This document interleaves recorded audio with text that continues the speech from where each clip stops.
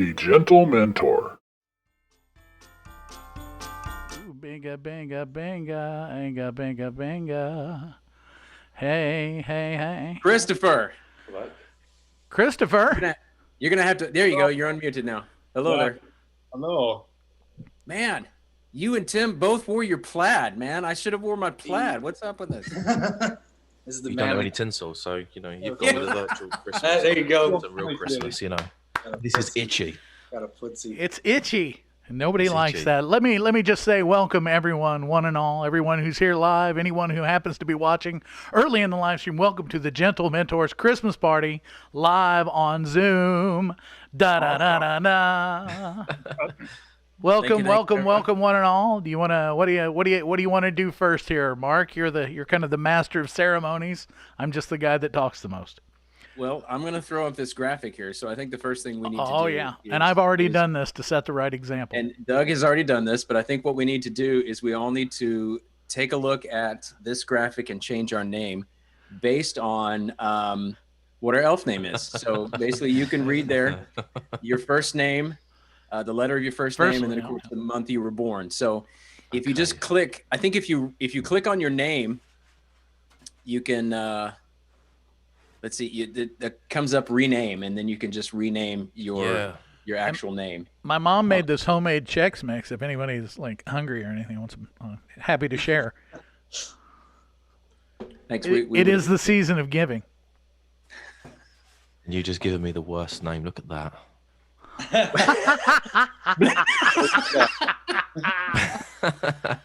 So, welcome to. Hey, somebody forgot to change their name. I got sprinkled. Oh. Sprinkles. So. You got sprinkles? That's yes, sir. Tim. Elfie would have been just fine with these ears. I could do Elfie. Peppermint is my dancer name. Surprisingly enough, I bet you guys didn't know that. Watch out. You get those dollar bills will chafe you every time. I mean, you just got to be careful. So your name would have sounded better. Peppermint Jingles, not Muck Jingles. Peppermint Jingles sounds good. You like? Well, it says McJingles, so I have to yeah, go with that. McJingles sounds like something on the McDonald's menu. It does. New Peppermint McJingles. So I should change it to just McJing or just Peppermint Jingles? Is that the consensus? It's your name. Just Muck Jingles is like McLovin. That's got amazing ring to it. Muck Jingles. McJingles. No like peppermint. Just keep it. Just McJingles. Keep it. Wait. Oh, what happened? What'd I do here? I got it. Hold on. This is our safety. That way, like, if anybody comes at the end of this and goes, "Oh, I didn't really want my whole name on the screen for people to see on YouTube," you're covered. So this is there. You go. I'm just gonna go with Tim. Don't Mr. McJingles. Tim has claimed his status as an elf, so he doesn't have to change his name. Hold on. Blinky was saying something. Blinky, Chris? Blinky? I think it should be Dr. McJingles. Dr. McJingles. Yes. Or Professor. Professor McJingles. All right. Hey, Adam just joined. I'm going to let Adam in. Let him in. All right. Drum roll, please. Okay. Well, there it is. There he is. Might pick up much table, but yeah. We see you, Adam. You'll have to unmute your thing there. And we can. Uh-oh. There you go. Welcome, Adam. Wow. Hi. How you doing? How are you? Good to be here. It's good to see you, Adam. Very well, thank you. There's a graphic that you can see on the screen right here, and we all thought we would change our names to according to your graphic, so you can be Sparkles. Okay. Yeah, well, yeah. You've got the stripper name. Or you've got the stripper name. Or whatever he claimed it was a stripper name. I don't know. We're gonna have to see some kind of evidence. No, that was me. My stripper name was. This is a Christmas party. I'm hoping there's strippers. Maybe we do things different in England. It doesn't get much better with my birthday either. McFluff. Sparkles McFluff. Sparkles McFluff. Man. That's pretty good. I'm kind of jealous. Yeah. I can't. Nobody got Cinnamon Shorts. What a great last name Cinnamon Shorts is. That would have been my son. My son would have been Cookie Cinnamon Shorts.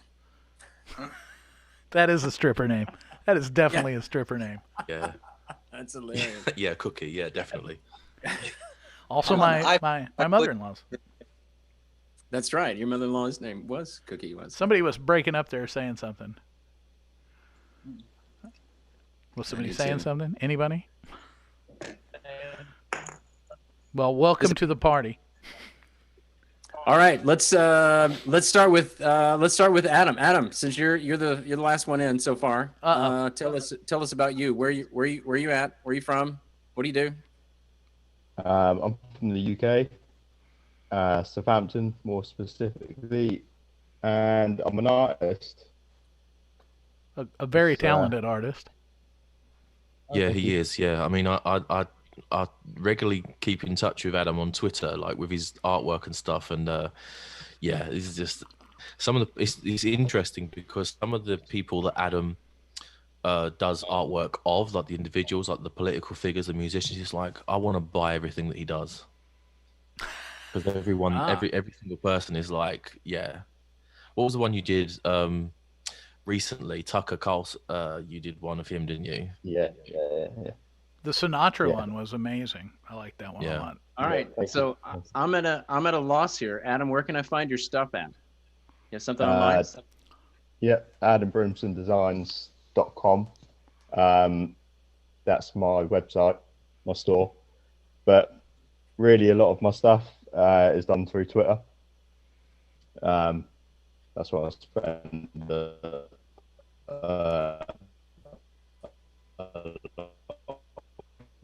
time. It's a bit hard to- Can you hear me? Yeah, we're having some internet breakdown with the audio. Yeah. Might try that last couple sentences again. Yeah, so What's your Twitter? You said your stuff's available on Twitter. Is it just Adam Brimson? yeah, Adam Brimson, yeah. Or just type in Adam Brimson Designs. Wow. Yeah. Wow. That's nice. See, before you come along, Adam, I was the most talented person in the room, and now I'm not. You know, so I'm disappointed by this. That's nice And- to say. We both do completely different things. I can't sing to save my life, so you know. No, but you do share the same cynicism as I do when it comes to because the last time I was on this show, we spoke a lot about the election. That was the last show, wasn't it? I was on the election one. Election night, yeah. Yeah, The election of president. Which one have you chosen yet? Have you not chosen? I think yet, we're the going to keep president? them both and do like a Laverne think and you should start Shirley again. thing. I think it could be a sitcom. I hear the Queen is looking for a new job, so maybe you could just bring us back over and we can sort you out again. No. Oh, man. It's all gone downhill since you left us. That's what happens when most countries leave the British Empire. They all go downhill. Well, man. Apart from Australia and Canada, they seem to be doing all right. But Did you see my New post that I Zealand. sent? I was in light of the wisdom that you gave us, Charlie, when I said that we're not doing so well. Please take us back. I don't know if you saw that. yeah, I did say that. Yeah, I did. Yeah. No, sorry. It's too much hard work taking you guys back on. It's just, Yeah, we would be a big pain in the butt now. well, yeah, we would. Bad enough, bad enough we got this Zoom chat with Americans going on, let alone taking on all the other stuff you guys can't get over. Yeah, and you guys would sorry. have. You'd need 70% more Walmart stores, first of all, just to get things going. We've complicated things way too much. We do have Asda. We do have Asda though. That's Walmart over here. It's Right owned by on. Walmart over here. I was going to say, let's be honest though, the Brexit situation isn't much better, is it? So you know. Did you vote to leave or for us remain? over- Leave. Yeah, I thought so. Well, the All right, important I'm thing gonna- is that we can all laugh about it now. I've got a gentleman joining us. His name is Or not. Eric. I'm gonna let Eric in. Eric, Eric, he's coming I in. don't think he's coming in. I think there he is. I just let him in. Open the connecting to door. audio. Let him in. His tinsel is so itchy. That's I don't wanna really. take it off. I'm shocked by that. It's not as itchy as your beard looks, I'm sure, but You wish you knew. I don't I know. wish I had your beard actually. I like Adam's beard. Adam's got a nice beard. Adam, Yeah. you got a nice Thank you. Jewish beard. You're not Jewish, are you? Like, no. Looks good. It's taken all year to grow. Really? Yeah. It looks Oh, good. there's a A year's Speaking worth of growth. beards, it's Santa. Speaking of beards, yeah. Eric, I can see you. You're muted. You may have to unmute yourself though, but I can see you. But Oh, hold on. There we go. How's that? All there you are. right. Are you mobile? I am mobile. We are stuck in traffic, so I had to. I had to get on my phone. What to do? We are worldwide live. We are. We are. Hi, Marcus. Hey, Kimberly.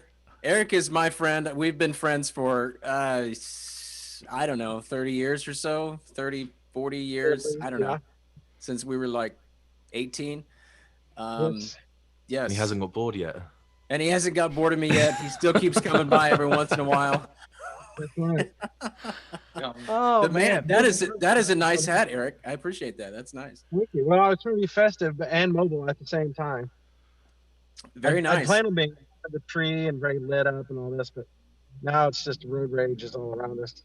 Well, we've got something to look forward to. You guys, Christmas. this is my Christmas Dickie. So It's if you lovely. guys don't have one of these, you're missing out. These are Did you great. say it was a Christmas Dickie? It's a Dickie, yes. I did We've already say had that. comments about strippers before Eric Mr. came into the Mr. show, so Mc- this is getting further blue. Is it too much for you, Charlie? I'm sorry. I don't know. I've not seen it yet. So I guess I that think was a step too far, perhaps. I guess the proper name is Ascot. Is that the proper name for it? Eric and I used to I be in don't a think marching so. band together. No, you I don't don't think even so. know what that is. And ascot's usually kind of But- fluffy and What are you saying, Tim? What are you saying? What are you saying? Yeah, ascot's one of those bow tie things, but a dickie and an ascot. I mean, dick and an ascot. It's it's all the same. Okay. All right. So at this point in culture, it's all the same. It's old things nobody Wait. wears anymore for 100, Alex. You can be a dickie or an ascot either day. oh, okay. All right. Any day. Chris, what do you say, What Chris? up, Mark, Chris- it's called a foulard. Foulard. Is it really? Yes. This just All got right. educational, everybody. Man, Wow. See, Looks like a Dr. turtleneck. Dr. Chris here. Dr. Chris knows some stuff. I'm fact checking you on this, Chris, right now. And- okay. Spell it for me again. FULARD. FOUL. Foul. ARD. Hang on, Eric. We're all about to learn something really exciting. Mm. What do we It's a call the thing lightweight around Mark's fabric. neck? It's a lightweight fabric, either twill or plain woven, made of silk, mixed silk or cotton, Ooh. usually small printed designs, various colors, blah, blah, blah, blah. It's believed to originate in East Asia, Okay. Aha. but it has a picture of a lady wearing a foulard. Foulard. So I guess I could put it over my head if you guys really want. I don't know. I think you're gonna have to hit my PayPal account if I do that. I think it's fine where it's at. Dun-dun, All right, dun-dun. well, good. You were doing Hey. your round robin of That's right. getting but, to know you. Oh, but sorry. people are still popping in. JD Oh, okay. is JD, JD come is in. here. So Man, I'm this gonna let is JD this is in. about to turn into a party. JD is connecting audio. JD, There's welcome JD. to our giant stack of friends. We're trying to see how many people we can fit in a Zoom call. How are you, man? You're muted. You're muted. There Okay, he is. can you hear me now? I can hear you now. There he is. Yeah, sorry about that. What's going on, brother? Oh, not a whole lot. Just working. Oh, well, that's no fun. I was going to let you know you've got your last name up in your display if you wanted to Oh, okay. correct that. But we're welcome to our stack appreciate of that. friends in the Zoom meeting room. We were just kind of going around playing Getting to Know You, and Oh, okay. then we had 2 or 3 people jump in there in the middle, so we stopped that, and Mark Yeah. was just getting ready to kick it off again. So I was Awesome. trying to get some info on some people. Eric, you're in traffic. Is there snow on the ground? There is snow on the ground. We got 5 inches on Sunday. Are you serious? Wow. Yeah. That's crazy. Yeah, it is. Eric is in Tulsa, Oklahoma, by the way. So, Tim, do you get any snow out there where you are? No, sir. Well, occasionally. I'm in California, so I'm in San Diego.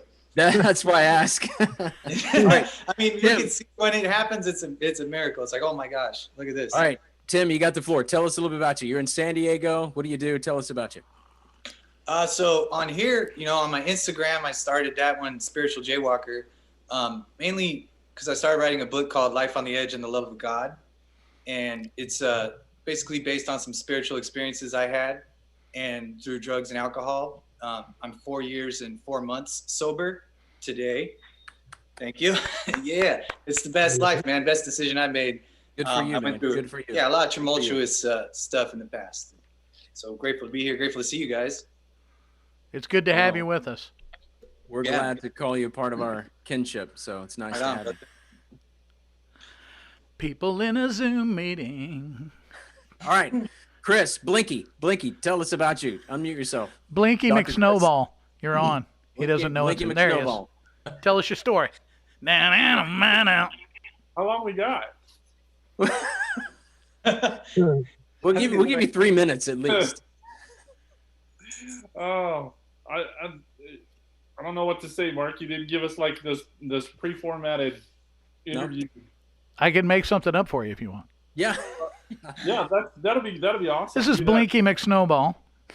Now, come on, tell us, give us your bio. You're not on it. You're not on the clock. My bio. Let's see. I was born in Fort Gordon, Georgia, in an Army hospital. There's no longer a give birth hospital. It's a research hospital now. So I live in Springfield, Missouri, or close to Springfield, Missouri, and I own a digital marketing company. How's that? Super. That's perfect. Because all of us need some digital marketing happening. So we got your info. Yeah. Everybody here needs digital marketing. I guess you thought it was a coincidence that you were invited. We are looking as forward long to as we're here for a party. It's like with doctors when they go to parties and people are like, hey, could you give me some free advice? Yeah, can you take a look at this spot on my arm? Can you take a look at my website? Does this look infected? That's terrible. All right. Thank you, Chris. All right, let's go with Blinky. Charlie Toppy Nut. Tell us about yourself, man.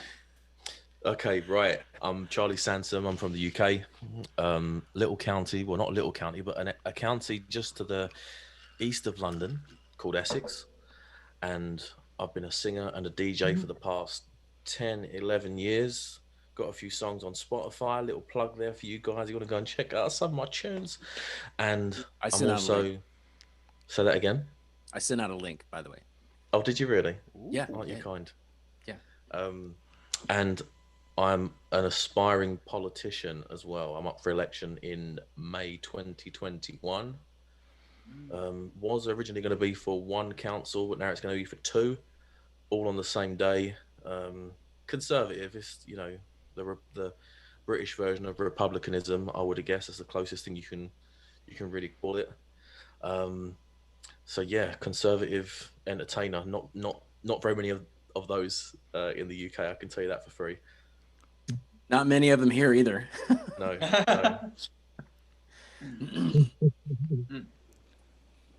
Nice. All right, Eric, it's your turn. Come on, man. Yes, sir. Well, as Mark said earlier, I'm from Tulsa, Oklahoma, the bustling metropolis. And Mark and I met, 1989. Wow. I think. You're going to date me? They didn't even have Zoom meetings back then. Yeah. No. Yeah, to actually talk to people face to face was a very scary time. It was horrific. But I actually I work on industrial steam turbines for a company called Applied Global Cogeneration. So they've sent me to Japan and Monterrey, Mexico, and I was an aircraft mechanic for 16 years before that. So that's it. I would also like to. What are you? I would also sitting around not doing anything on the weekends. Wait a minute. Now, I would also like to add that this guy is an accomplished trumpet player. Could up there with the likes of Wynton Marsalis and Arturo Sandoval. So no way. Yeah, this guy. Let me tell you what. This guy in high school, I knew him on high school. Even the band director was jealous of his embouchure. The way this guy could scream with a trumpet, it was amazing. So, how long has it been since you picked up a horn, Eric?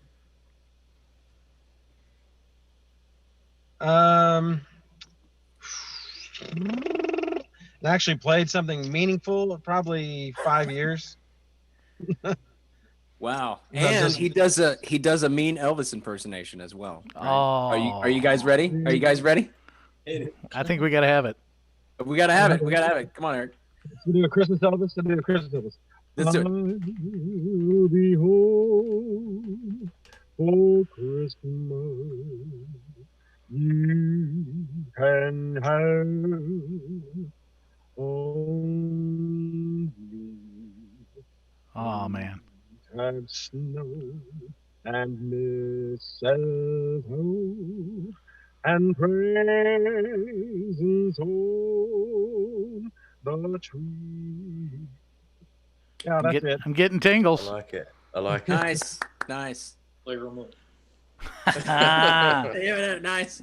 Like a remote. Do you have a Patreon you'd like to? Want to put up your Patreon link now? What do you think Elvis would be doing if he was still alive? What? Eating something. Eating, yeah. Frying something. Eating a fried sandwich of some sort. He would own a Nashville hot fried chicken franchise. Yes. We call the King's Chicken, baby. Thank you very much. Come on, baby, the King's Chicken. It's extra crispy, extra fine. We'll do it extra nice for you. Bacon wrapped fried chicken. Ooh, bacon wrap. Yeah. Bacon wrapped. With peanut butter on it. Yeah. Peanut butter, yes. Peanut butter, bacon wrapped fried chicken. I'm there. All right. JD, you're on, man. It's good to see your face again. I'm glad we know you, but feel free to introduce yourself. We know you, but give us the scoop on JD. Oh yeah, there's not much of a scoop. Whatever. You sandbagger. Yeah, so I'm from the Midwest, and history educator, and have a YouTube channel called The History Underground, and have a couple different series on there. One of which is one where I kind of go and travel around to different places of historic value, and do kind of just like a walk around, I guess you could say, and kind of talk about the history of those places. Wow. So you got a lot of subscribers. I've just looked. Yeah, he's got a tiny little channel. We let him on here so we could help him out. We're trying to boost his numbers. You can see this is like a really well put together channel because like he's got graphics, video, singer. Like, this is... thank you. This guy, singer. This guy. Yeah. It's good. I like it. I like history as well. So this is right up my street. Okay. Awesome. Yeah. So yeah, I've earlier this year was over in France and Belgium. So if you are into the series Band of Brothers, went to some of the places where those guys in Easy Company fought, and that's about it with me. Not a whole lot, but yeah, he hardly does anything. He's a homebody. He's just sitting around the house. Yeah. So yeah, JD, if you dig history, it's a great channel. It really is. It is, and you need to watch it. So JD, I just finished because of you. I started watching Band of Brothers. Oh, okay. And I just finished the other night. My wife and I just finished the Christmas episode where they were in the snow. They're outside of I don't remember which. Is that the Jimmy Fallon? Or is that the one? Yes, no, the one after Jimmy Fallon, which I was surprised. Deborah was like, "Is that Jimmy Fallon?" I was like, "I don't think so. It is Jimmy Fallon." Yeah. It's hilarious. So yeah, and to watch those guys spend Christmas, I don't want to get all emotional about it, but man, to watch those guys have spend Christmas in the snow like that in France, that's amazing. It's given me a whole new outlook on being grateful for those guys. Yeah, that's that was my favorite episode of the entire series. So that episode of History Traveler where I got to go there to the Bastogne perimeter and go find the foxholes where those guys were, hunkered down and fighting, and under withering artillery fire, during the Christmas season. That was a pretty impactful place. There's definitely a weightiness to go into that area. And actually today is the 76th anniversary of the start of the Battle of the Bulge. Really? Yep, 76 years ago today. Wow. That is absolutely amazing. That's pretty cool. Yeah. Pretty cool. But yeah, so had you not seen that series before?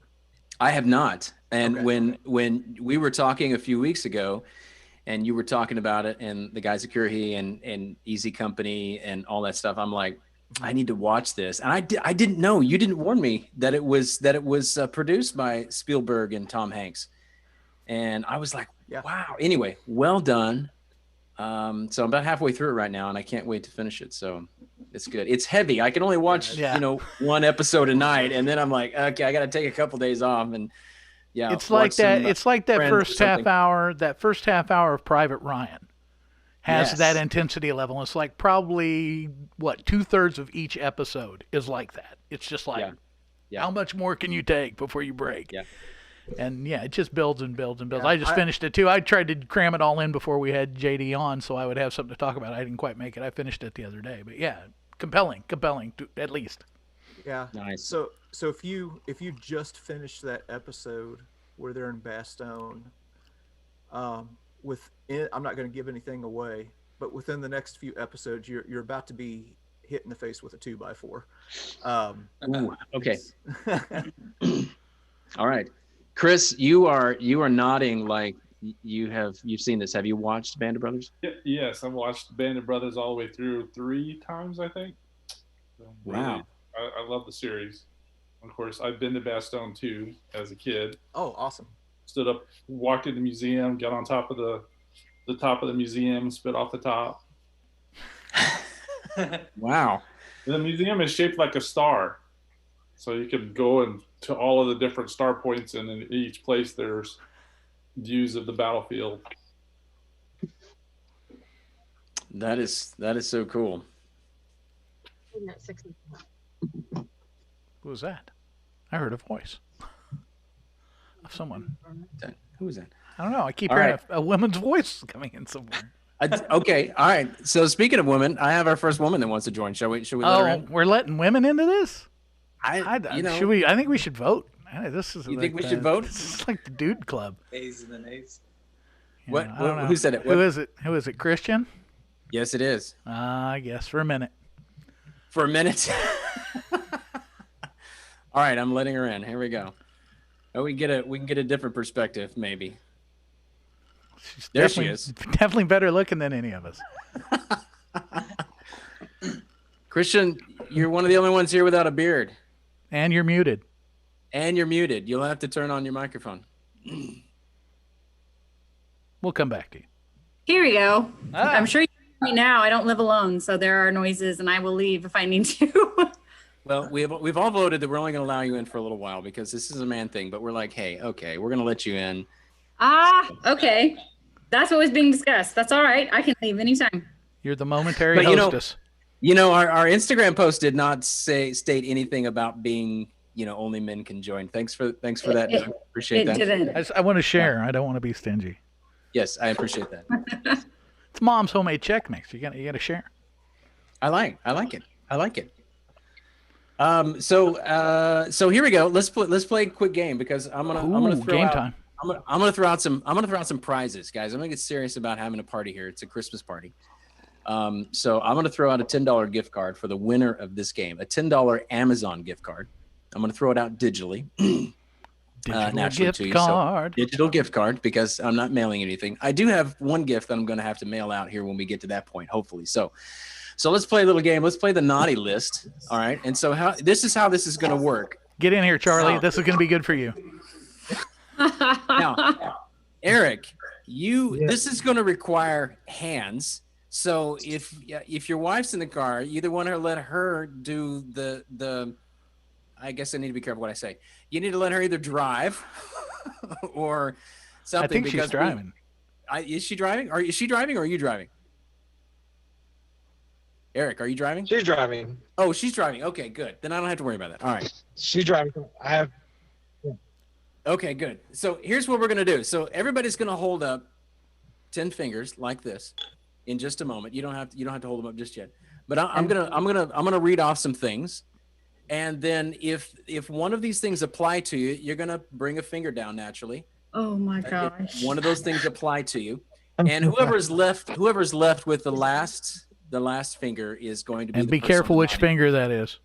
Yes, please be. You want to get on the naughty list. Which finger? All right. Oh my gosh. I feel like I need to leave right now. All right, so here we go. 10 fingers up. Are you guys ready? 10 fingers up. Are you everybody participating? All right, here we go. If this applies to you, take a finger down. You tidied up your background before this call. And if you have a digital background, that counts as well. Okay. How long before the call? I mean, I tried to tidy up. So like with the digital things, that count or what? No, that looks good. It looks good. It looks good. I missed the tinsel around your neck though. I'll put it around the microphone. All right, here you go. You've ever re-gifted a present? If you re-gifted a present, take a finger down. Oh, okay. All right. I'm really trying to think. So I might have done that. I don't know. All right. So here you go. Bright now. If you've ever peeked at a present in the last 3 years. Oh yeah, absolutely. Come on. On purpose or accidentally? Yes. No, on purpose. On purpose. Oh, yeah, come on. No, it wasn't on purpose. Okay, wasn't on purpose. All right, here we go. Let's see. I'm looking at the winners here. Okay, looks pretty good. All right. You've ever knocked over a Christmas tree? Have you ever knocked over a Christmas tree? Yes. Purposely. Yeah, I think I have. Purposely or on accident, either one. Maybe in a fit of rage, maybe. Yeah. Get the cat out of it. I'm sure I've probably taken one out one way or the other. It's bound to happen. Do you have like real trees? You get real trees? Used to. I have a real tree. Yeah, that's I why have a the real mount tree. fell over because I didn't put it in the mount properly. You have to get the adjustable mounts to fit the. Yes. So I have knocked over a tree or two. Not when it was completely decorated, but when it was still up and waiting for it to fill out. If you're really careful, you can lean them in the corner. Oh man. Don't do that. That was a joke. All right, here we go. All right, knocked over Christmas tree. You got it. Pretended. Now this is everyone. I'm pretty sure this is everyone. You've pretended to like a gift. Who has pretended to like a gift? Yeah. Oh, thank you. All right. Just one finger for all of the gifts we pretended to like, right? Yes, just one finger. Yeah, just a gift, not all your gifts. All right, here you go. You went. Here's a good one. This is relevant. You went to a crowded location while you still had a fever. Which year are we talking about? It doesn't matter. That's illegal. It doesn't matter. You went to a crowded public location while you had a fever. Well, I've done shows when I've been ill. So does that count? Yes, that counts. That counts. Okay. What if it was a fever? What if it was a fever for cowbell? Yes. I'm just asking for a friend. Had a fever for more cowbell. All right. Here you go. You bought a gift on the way to give it to them. Oh yeah. Yeah. You've stopped to buy a gift on the way to give it to them. Yep. Yeah. All right. That's me. Definitely. I've done that. I did that for every birthday party that my son goes to. Every single one. Every single one. Every Christmas. Everything. Doug, right, how do you still have two hands up? I don't believe that. I've only got one finger left over here, so this one's almost JD's gone. got two hands up. Adam's got two hands up. Yeah, but I don't know them. I know Doug to a certain degree. All right, here you go. Here's the next one. You pretended to be a Santa so a child would still believe in him. You pretended to be Santa so that a child would still believe in him. Now, I've dressed up as Santa to go into a school before. I think that counts, Charlie. I think that counts. Okay, right. I think I'm going to do first out. I dressed up as Santa for a youth deal. You dressed up for, that's right. And had to kneel down at the manger for Jesus. I don't know if that counts. That counts, Eric. That's one. To get kids to believe in Jesus, so. Eric and I did a skit one time. We had the manger scene. He comes in dressed as Santa and then kneels down at the manger. So yeah, we've done some really terrible things. All right. Okay. All right, here we go. Here's the next one. You have spiked someone's eggnog. Or any other Christmas beverage. High school. High school? Who said high school? High school counts. Sprinkle. So does this mean that you did it in high school without them knowing? It doesn't matter. You spike their drink. You spike the drink. Punch. We don't really drink that in England, like eggnog, do we, Adam? We don't get eggnog up here, do we? You guys don't drink eggnog? We gotta have a telethon for them. We gotta get some eggnog shipped over there. I don't think so. No. We do. I got some eggnog here, and I got my moose mug here. So if any of you are familiar with, it might be out of date by the time it arrives, but we'll try it. All right. It'll be curdled by then. All right. Okay. Here we go. I'm just making these up at this point. You've dropped something besides money into the red kettle. I don't know if this applies to you guys in England. It probably doesn't apply to you guys in England. That's so wrong. That's about the red kettle. Do you have the Salvation Army Santas that shake the bell and they have a red kettle you can put money in? So we gotta help our guys over there in the UK. So we got the Salvation Army. We need to send them red kettles full of eggnog. We do full of eggnog and money. So the guys stand at the doors of all the stores and ring the bell, and you give money to the Salvation Army, which is a benevolent organization to help people with food and things. So you got Salvation. Do you have anything? Do you have anything like that? We have that in England. Yeah, we do have the Salvation Army. Yeah. Oh, you do? Oh, yeah. It started there, I think. Did it? Oh, okay. I think I'm down to one hand. I obviously don't know what I'm talking about. All right, here we go. Are you ready? Who's getting close? You have Adam's winning. Adam's smashing it. I know Adam is gonna. You haven't watched Christmas Vacation yet this year. Who has not watched Christmas Vacation? Not yet this year. Not yet this year. What's that? Is that Netflix? I've never seen it. No. I feel like you're doing this on purpose at this point. You've never seen it? Chris says he's never seen the Christmas man. Vacation. I know someone else that's never seen it. Next year's Christmas party, we're watching Christmas Vacation. That's what we should do. We should just all watch. Chevy Chase. Christmas Story. Yeah, I'm lost already now. Chevy Chase, I'm done. Yeah. Sorry. I've got to think more globally when I think about these things, and I just don't. That's right, because like I said, English people are like, our culture's kind of like just a step behind yours anyway, so we should know it. Really? Really? A step behind? Really? Oh, Saturday Night Live original. I don't think you should ever admit that. All right, two steps behind. 2 steps behind? I don't think so. I think we're Sorry, can you tell me the name of your president yet? And I'll leave it there. It's one of 2 guys. Maybe 3. I don't know. It's either Joe or McElyea. It's either we don't know which one yet. The thing is, we still got a good month. So 2020 has taught us nothing. It should be to bet the long shot. So anything can happen. True. You know, the aliens may turn up and go, you know what, you're all fired. So. Could be an asteroid at any moment. You know, it could be looming down on us. All right.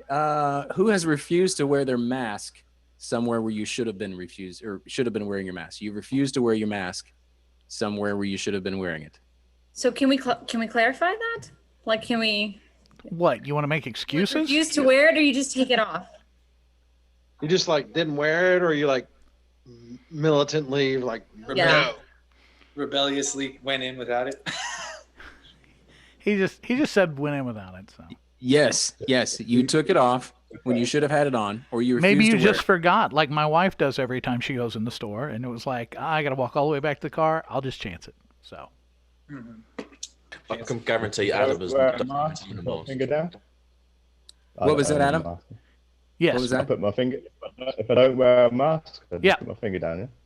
Yep. Yeah, I lost one I too. don't know. Who has the worst trouble wearing a mask with a beard? Is it the worst thing ever? Adam, come on, Adam. It gives Is me it? mask beard. I'm not a fan. I know. And There's then, only, it curls. It curls up. Yeah. Yes. Yeah. Yeah, Christian, do you have that? Do you have that trouble as well? I do occasionally, yeah. Here, let Adam in. He's trying to say something.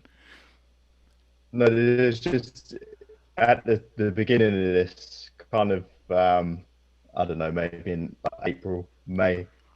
I had to go. I didn't go to hospital, but I needed to use like the toilet at the hospital. I wasn't at the hospital, and they was giving out masks at the front of the door. And so you have to put this on. You can't go to a shop inside. You have to like in out with this on. Bearing in mind, like the toilets are just like in the doorway, and I literally got it, and I kind of like put it around my ear, and it just gets stuck like around here. You know, my beard is just too big to it just like literally just flop back off. I was like, that's it. I'm not. I can't do it. You tried. That's the important thing. I mean, it was like the worst attempt at trying. I went to see my doctor the other day, and they give you a mask when you go into the building and check your temperature. And I go up, and everybody's wearing a mask, and I'm sitting in the exam room. Sorry, I'm lagging a little. And I'm sitting there, and my doctor walks in, no mask on. And I'm like, we should come to some kind of agreement. Like, if we're not going to do this while the door's closed, then I'd like to take mine off too. But it was just a funny moment. Are we done? I got 3 fingers left. I feel that way about my shirt. 2. All right, so that's all I've got for questions. I'm gonna call JD and Adam our winners. You're both getting a $10 gift card. I'm gonna send them out. All right. And so congratulations, you guys. It's not a party without games. It's not games without prizes. It's not. All right, Charlie, it's your turn, man. Give us something. Serenade us with some beautiful music, man. Charlie's gonna sing a number. You're gonna put me on the spot like this, seriously? Hey, I had to do Well, Elvis. So in a car. Did you not get a copy of the schedule, Charlie? I'm sorry. Did you not get a copy of the schedule? I barely got an invitation, so schedule. What do you want me to sing? Something Christmassy. Um, I thought maybe one of your selections from your Christmas EP. Yeah. Did you listen to that? Yeah. Listen something. I listen to a lot of your stuff. I know, unlike a lot of people on the internet, I actually will go back and like listen to your stuff and go, that's pretty good. I've been like mad dogging, watching all of JD's content and been keeping up with Adam's paintings. And yeah, man, I'm following up. I'm this close to being a stalker.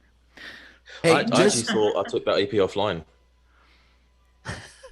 Still on your YouTube. Still on your YouTube. Yep, you can't ever get rid of it once. YouTube never forgets, baby. Hey, here's a Christmas fact that I wrote down. George Michael. Yeah. And we got any fans of George Michael here? That video, last Christmas was the last time that he was filmed without a beard. Wow. Okay. Just a bit. And believe it or not. According to last calculations, that song still pulled in about 300,000 pounds a year for play airtime.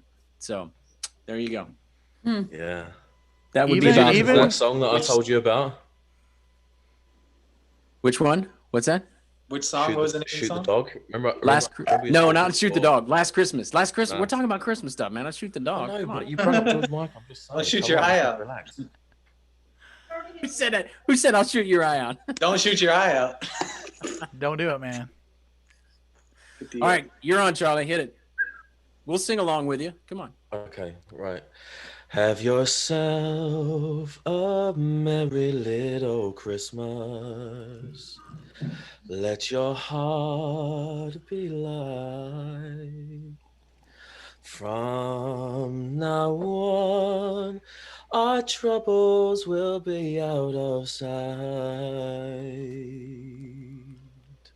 This is where you guys have to join in the next line.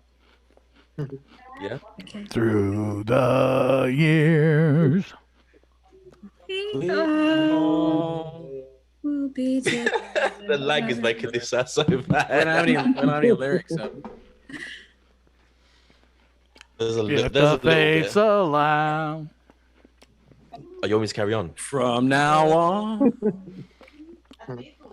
You don't have to. I'm not going to make you.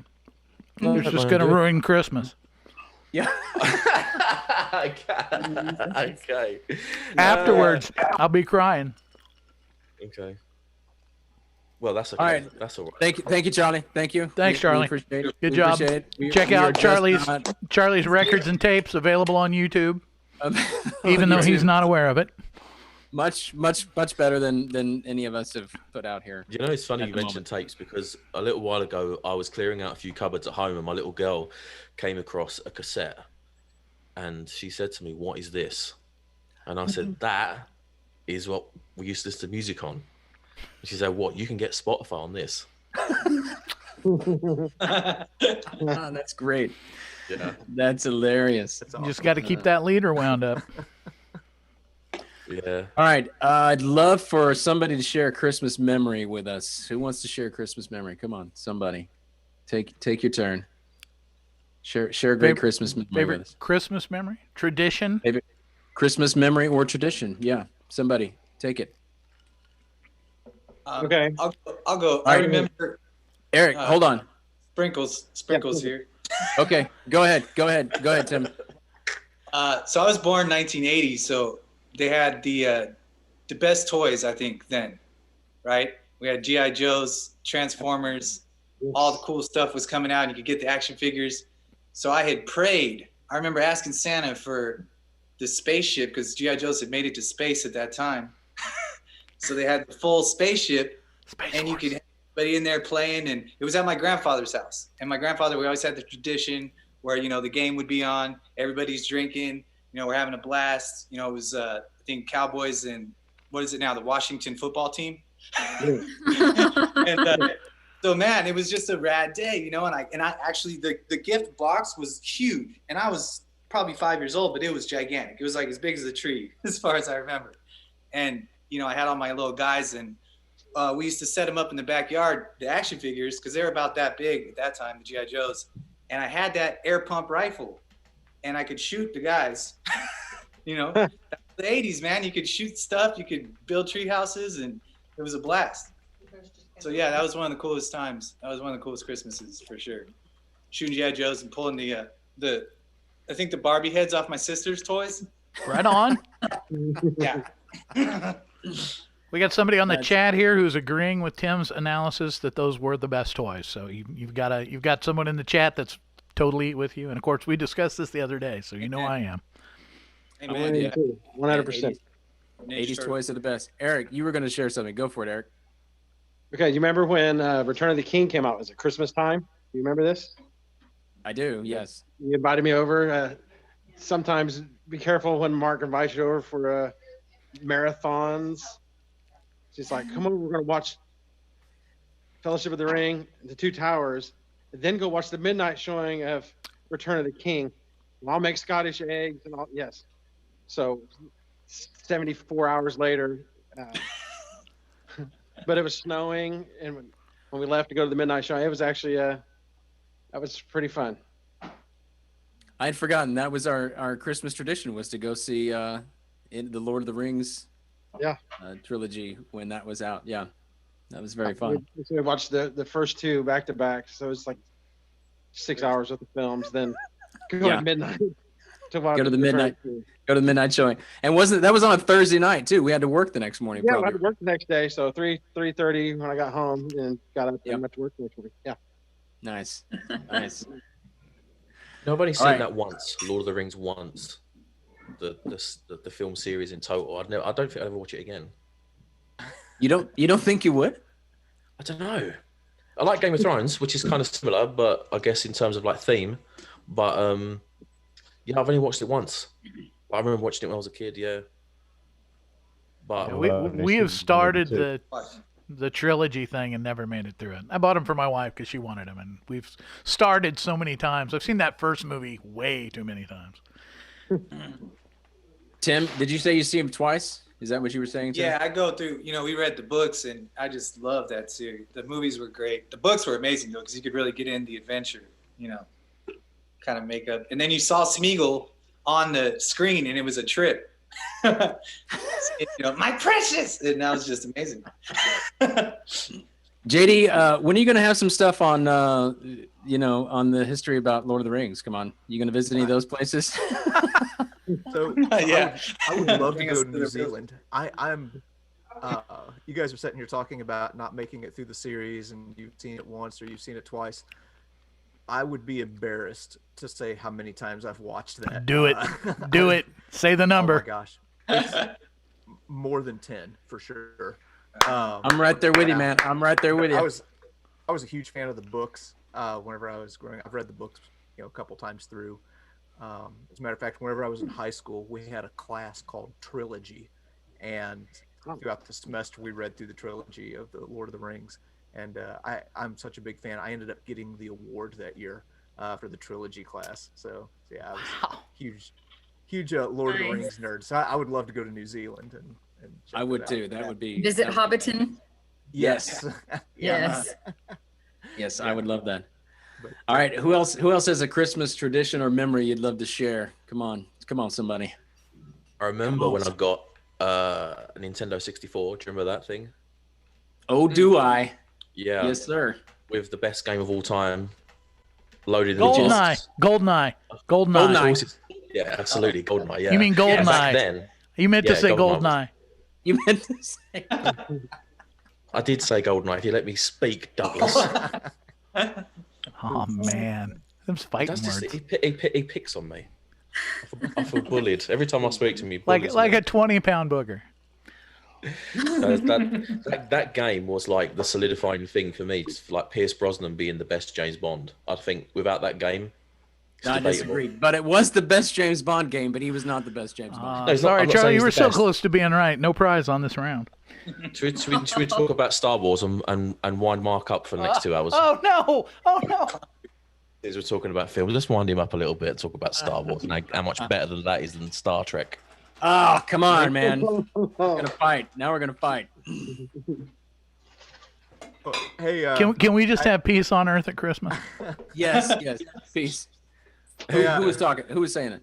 Oh yeah, I was going to say I hate to duck out, but I have to go. I have to go clock in for my third job as a taxi driver for my kids. All right. Anyway, yeah, I'm gonna have to do the it's same good. thing. It was good meeting you all. Yeah, I appreciate JD, it. thanks so much, This was man. fun. We appreciate what you do, JD. Merry Christmas, buddy.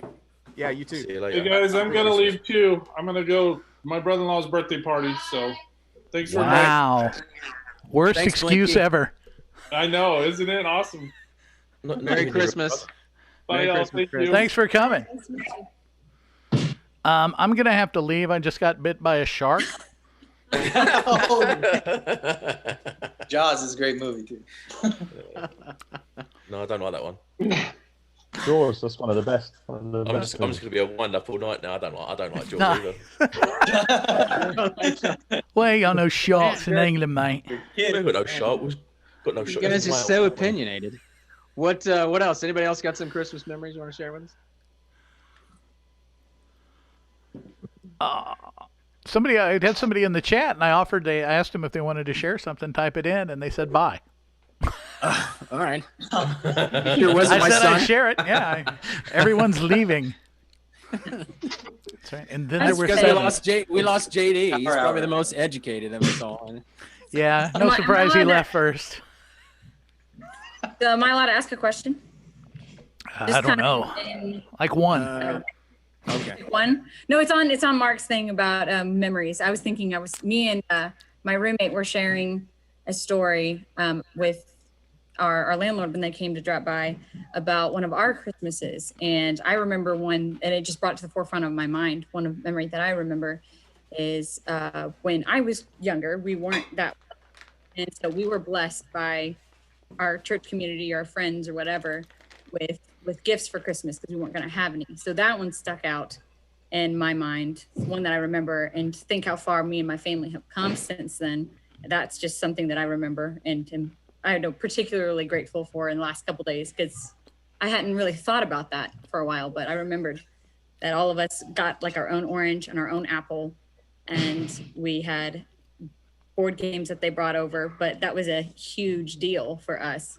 And I was just curious, has anyone else had something like that where they were, as a kid, wouldn't have gotten presents if someone hadn't paid attention, noticed, and came over and did something about it? Oh yeah. Oh yeah, definitely. Yeah, definitely. I mean, we were a single, my mom, it was a single mom family, and she was working and doing the best she could to provide. And I remember there wasn't a lot of gifts one year, and thinking there was nothing. I think it was just a tough year.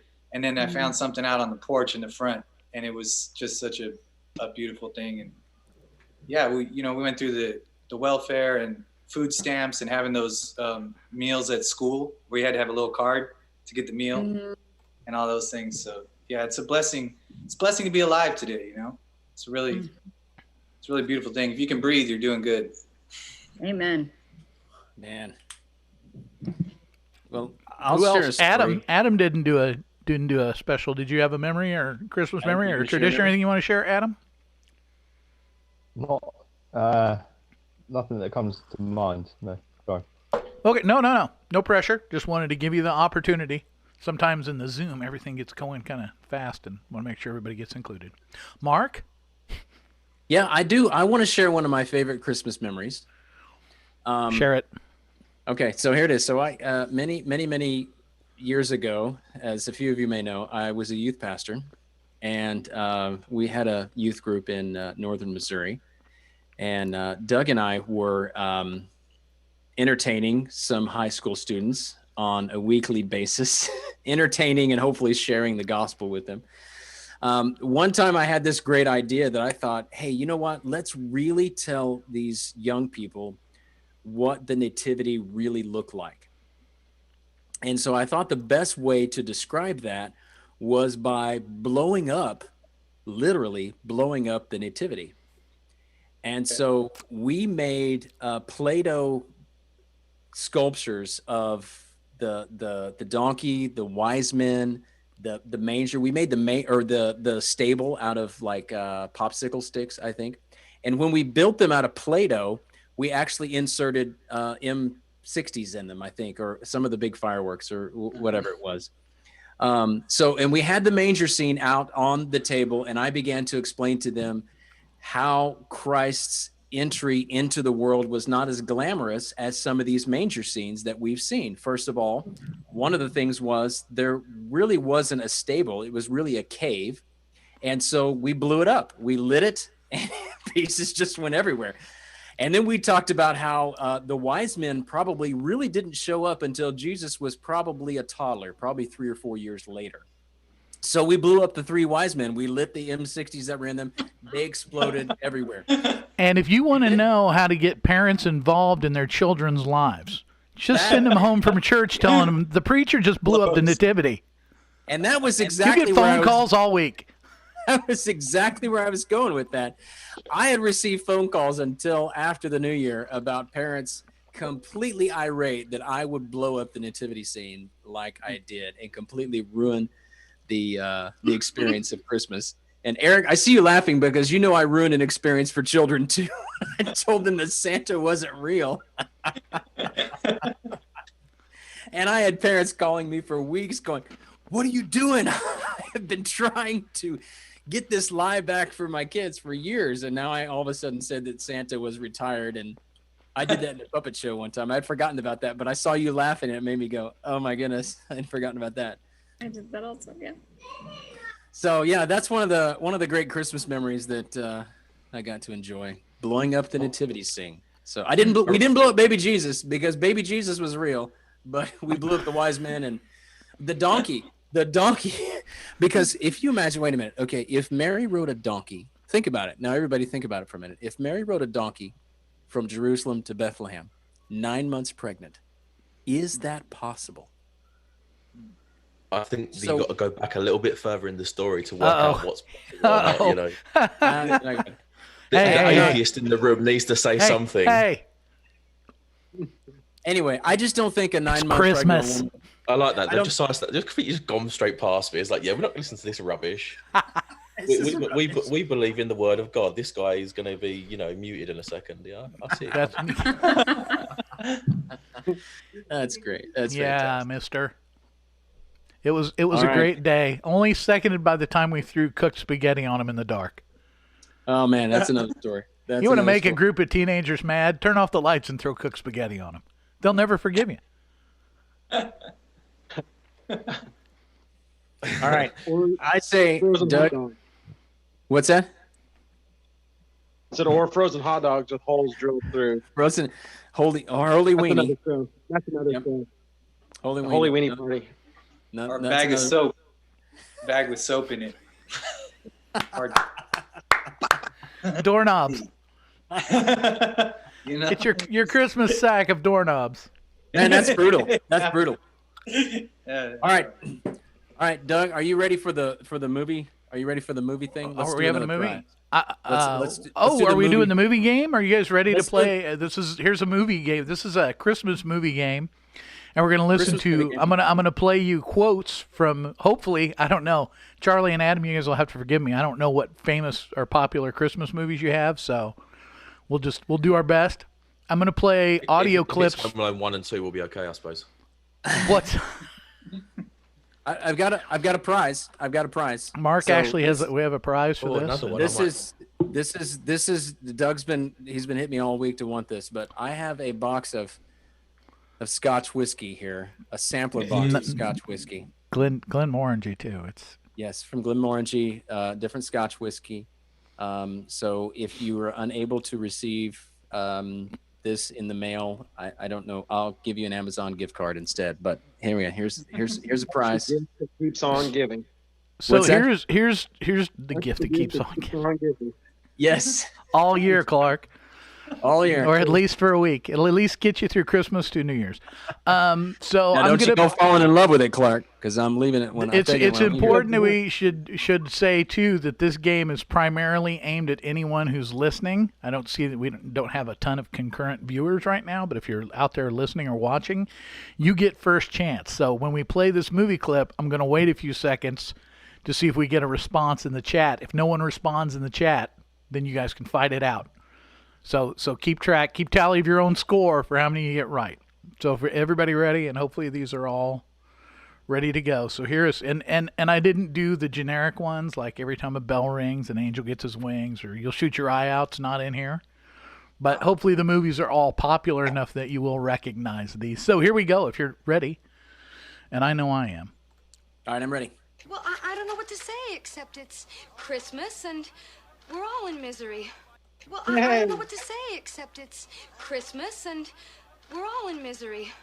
Anybody online got an answer for that? You know what movie that comes from? I got 5, 4, 3, 2, 1. Anybody. Okay. Zoom Eric room. got it. Christmas Vacation. Eric got it. One for Eric. One for Eric. You got to keep your own score. Okay. Ready? I'm keeping score. Clip I'm number keeping 2. Oh, you're keeping score. Well, Mark's keeping score. I don't. If I win this Scotch, I'm keeping it. I'll bet you're not. Okay, here we go. I'll fight you for it. Like, what kind of fight? Something play the clip. something wrestly? Wait. Oh, somebody typed in Christmas Vacation. Good answer. You're a little late on that. Let's try. We'll go. We have for to the give him next, time, dude. You next clip. I gave him 5, 4, 3, 2, 1. That wasn't enough. Okay. Next clip. Here we go. Got it. Eric is on these. Got it. Eric. Of Eric's course, the a guy master. with a Santa hat. You know, he's got a. Anybody online? 5. How long do I need to give him? You tell me when. I don't want to wait forever. I don't know. but I Let's keep. I'll keep score for somebody online. Eric, what's the name? Christmas Story. Christmas Story. Okay, here we go. Clip number 3. I'm in a store and I'm singing. There's no singing in the North Pole. Yes, there is. Elf. Oh, the actor. I don't know the film. I'm in a store and I'm singing. Hey! There's no singing in the North Pole. Yes, there is. I saw Christian's hand first. She does have really unusually, abnormally large hands.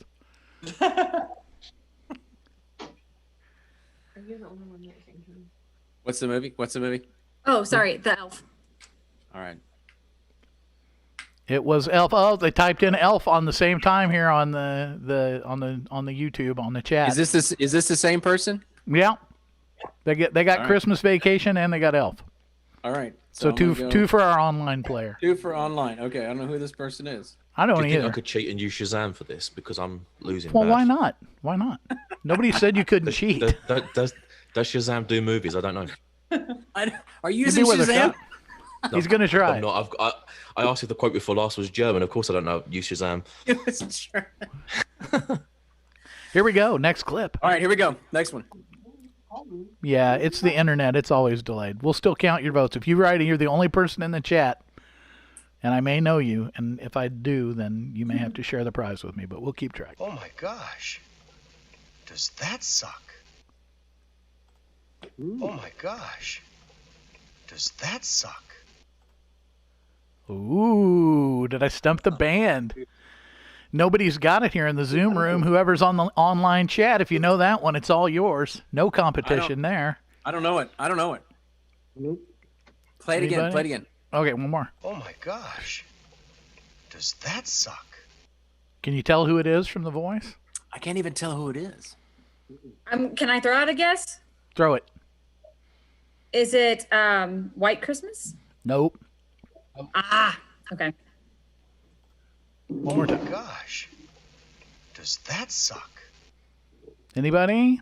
Oh, I have absolutely no idea. Sanitude. No, that was Bill Murray from the Christmas classic Scrooged. Oh man. Which, if you haven't seen it, you gotta see it.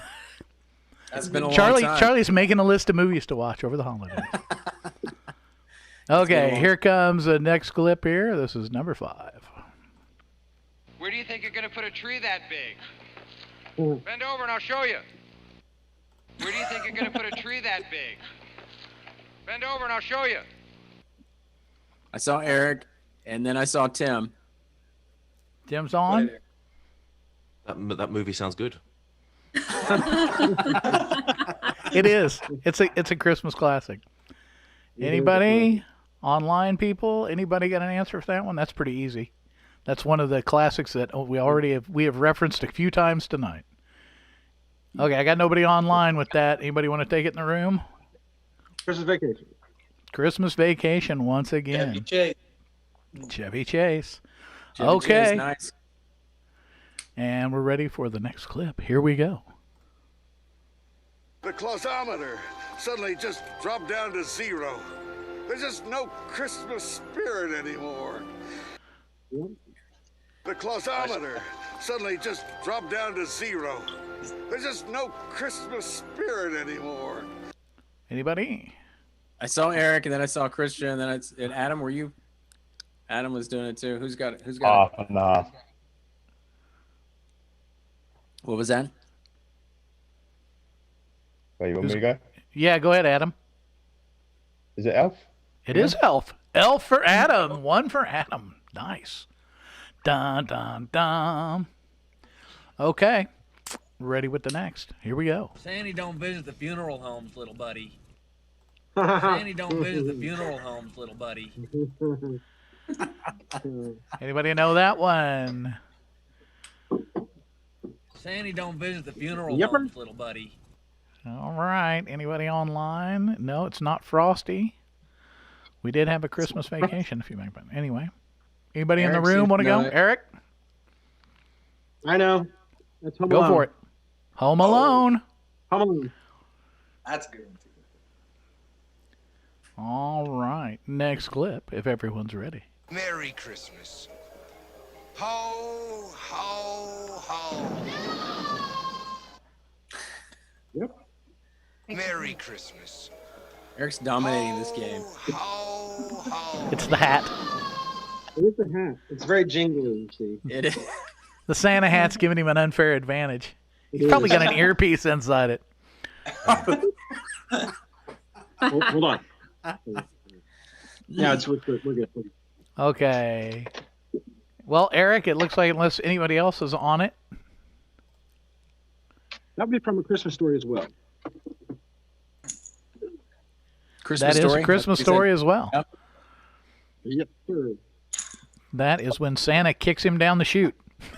Right down the street. Right after you'll shoot your eye out. So, like I said, I took that part out. Yep. So. Yep. Okay, here comes the next clip. Now you come to elf practice and learn how to wiggle your ears and chuckle warmly and go hee hee and ho ho and important stuff like that. Now you come to elf practice and learn how to wiggle your ears and chuckle warmly and go hee hee and ho ho and important stuff like that. Okay. There's that one. Anybody online? I got nobody Sounds online. like Doug in a bad mood. Sounds like who in a bad mood? Doug. Doug in a bad mood. Anybody in the room want to take a shot at that? I've I saw Christian's name. not got any of these. No idea whatsoever. When we send Charlie the eggnog, let's get him a collection of Christmas films. We have to get him a collection of good Christmas movies. Something to watch while he's drinking the eggnog. Yeah. Anybody know that one? Oh man, that's a childhood classic. But was that Frosty the Snowman? Oh, you're so close. It's Rudolph the Red-Nosed Reindeer. It's Rudolph the Red-Nosed Reindeer. Oh But it man. But it is one of those clay animation ones that, like, you had them all on the same disc if you bought Rankin them and Bass. Yep. Years. Frosty was not clay animation, you guys. Come on. It was drawn, but it was still Rankin and Bass. It was hand drawn. Frosty was hand drawn. Was it? They were getting cheap in the old age. All right. Next clip. Here it goes. My mouth's bleeding, Bert. Oh. My mouth's bleeding, Bert. Anybody? Bleeding, Bert. My mouth's bleeding, Bert. Christian knows. What is it, Christian? It's a Wonderful Life. It's a Wonderful Life. Christian got that. Our online player got Rudolph, so count them a mark for Rudolph. Okay, all right. If they if the person online outscores anybody in the room, then they'll win. So we'll give them the benefit of the doubt since we have. Well, it's a close running. Right. Well, No, we got plenty more because okay. I like to overdo everything. So. Oh, okay. We've got about. I prepared 700 clips. I was hoping that would be enough. If you need, I can stop and get some more. I've got some bourbon left, so let's go. I triple dog dare ya. Oh, come on. That's a breeze. Eric was so fast up. We got Christian. We got Tim is up on that one. Anybody online want to take a shot at that? I triple dog dare ya. You gotta. I'm watching the chat. You're in charge of watching whose hand goes up first. So you're gonna call. I saw Eric's going first. Go ahead, Eric. Oh, Eric. That's a Christmas Story as well. Christmas Story again. Man, what did I just do? A bunch of clips from Christmas Story? It could be, perhaps, that his shoes were too tight. It could be his head wasn't screwed on just right. I saw Tim first. I think I'm wrong, but I'm going to say the Grinch. Tim gets the Grinch. Right on. Damn. Good and job. Our online player did come up with Christmas Story for the previous clip, so mark them with an extra one. Here we go. Everybody ready? Well, you look about like the kind of an angel I'd get. Well, you look about like the kind of an angel I'd get. I saw Christian first in the room. I figured she'd be first on this one. Yeah, it's a Wonderful Life again. It's a Wonderful Life again. Well, they play it 6 times during the holidays, so we got to have one more than one clip. So, all right, Christian got that. Ready for the next one? Forgot how to have a fun, old-fashioned family Christmas. People forgot how to have a fun, old-fashioned family Christmas. Anybody? I see Christian raise her hand. I didn't see anybody else raise their hand. I might not be right on this. Is it the elf? Nope. No. Wah. Okay. Wah, wah. Christmas Vacation? It was Christmas Vacation again. That's one I Christmas have not Vacation seen. again. I probably will not. Charlie, be you gotta watch this movie before next year. You'll rule this game. This could be all you, man. I am going to send a Christmas Vacation DVD to Charlie. I feel and like some eggnog. And some eggnog. Some eggnog mix. I don't think I can send eggnog. Are there Instant any eggnog Christmas films? Yes. I want to see a gangster Christmas Home Alone. film. What? See, me and Doug have been texting, and I've been sending him film suggestions to watch, like British gangster films. Nice. Yes. And I put him onto a film called Rise of the Foot Soldier. I said he should watch number 1 and number 3 because they're the best Which ones. it turns out is a huge. I guess there's like 4 films at this point. Yeah, and that's what's on net. Yeah, they've just finished filming a 5th. Now Is it all about the same guy? Is it like the same story going on, or is it different? Group of characters, yeah, same group of characters. And they did do like a casting for like extras to be in the fifth film. And did you apply? Of course, yeah. Nice. 'Cause it was literally down the road. Like it's set where I live. Most of the antics happen in Basildon or Southend, and I live in Basildon. So I thought, yeah, I thought it was like a bit of an omen because I was talking to Doug quite a lot about it, and then I saw this thing come up where me and one of the actors in the film follow each other on Instagram, and I thought, do you know what? I'm gonna just go for it. But I didn't get it, but some of my friends did, so that's even better, really. That's what you get with an omen from Doug. Yeah, that's it. Yeah, I didn't succeed myself, but I know some close people but did. no cigar. Yeah, that's right. it. Yeah. There you go. Exactly. Yeah, so we need some gangster Christmas films. I'll work on that. I do know some, and there are several really good Sopranos episodes that are set at Christmas. Really, I did not know Sopranos. that. Yeah, Sopranos is 600 is my episodes. thing. What's that? Got to sit through 600 episodes though to get to one of those. No, I can tell you where they are. I can tell you right where they are. I do like the Sopranos though. That's easily one of the best shows I've ever seen. It's fantabulous. Completely unrealistic though that a gangster would go and see a psychiatrist, but yeah, other than that, it's pretty good. No way. No, because it happened in that Robert De Niro film. What Robert De Niro film? Analyze this. Him and Billy Crystal, or Billy Crystal's the psychiatrist. That's another good film. Yeah, that is another good film. Yeah, I always thought they borrowed that idea to create Sopranos because that film actually came out before The Sopranos. I always have felt that like somebody thought, oh, this would make a good dramatic series. But that's just my guess. Okay, here we go. Back to the game. What about Bob was my favorite gangster film? You're hopeless. Absolutely hopeless. Well, look, I like the Christmas Jesus best, and I'm saying grace. When you say grace, you can say it to grown-up Jesus or teenage Jesus or bearded Jesus or whoever you want. Eric's so ready. He's so ready. Well, look, I That's like a tricky the one, Christmas too. Jesus best, and I'm saying grace. When you say grace, you can say it to grown-up Jesus or teenage Jesus or bearded Jesus or whoever you want. Absolutely. Well, look, I like the Christmas Jesus best, and I'm saying grace. When you say grace, you can say it to grown-up Jesus or teenage Jesus or bearded Jesus or whoever you Tim's want. got a hand up. We got anybody? Anybody want to? I saw Eric up first, and then I saw No Tim. idea. Tim has it. So who's got? What is it, Eric? It's the Ballad of Ricky Bobby. Very good. That is exactly what it is. I'm giving Tim a point too because Give Tim a point too. Called? The Ballad of Ricky Bobby.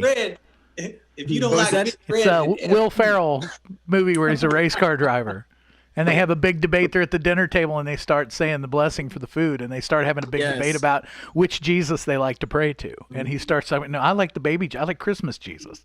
That's who I want to pray to. When you pray, you can pray to whatever Jesus you want to. Is that a Christmas movie? No. The game is Christmas movie quotes, which could be quotes from Christmas movies, but it can't be quotes about Christmas from movies that aren't Christmas movies. Die Hard's a great Christmas movie. By the way. The actor who just passed, the actor who recently passed was in that one. He was saying, Who's that?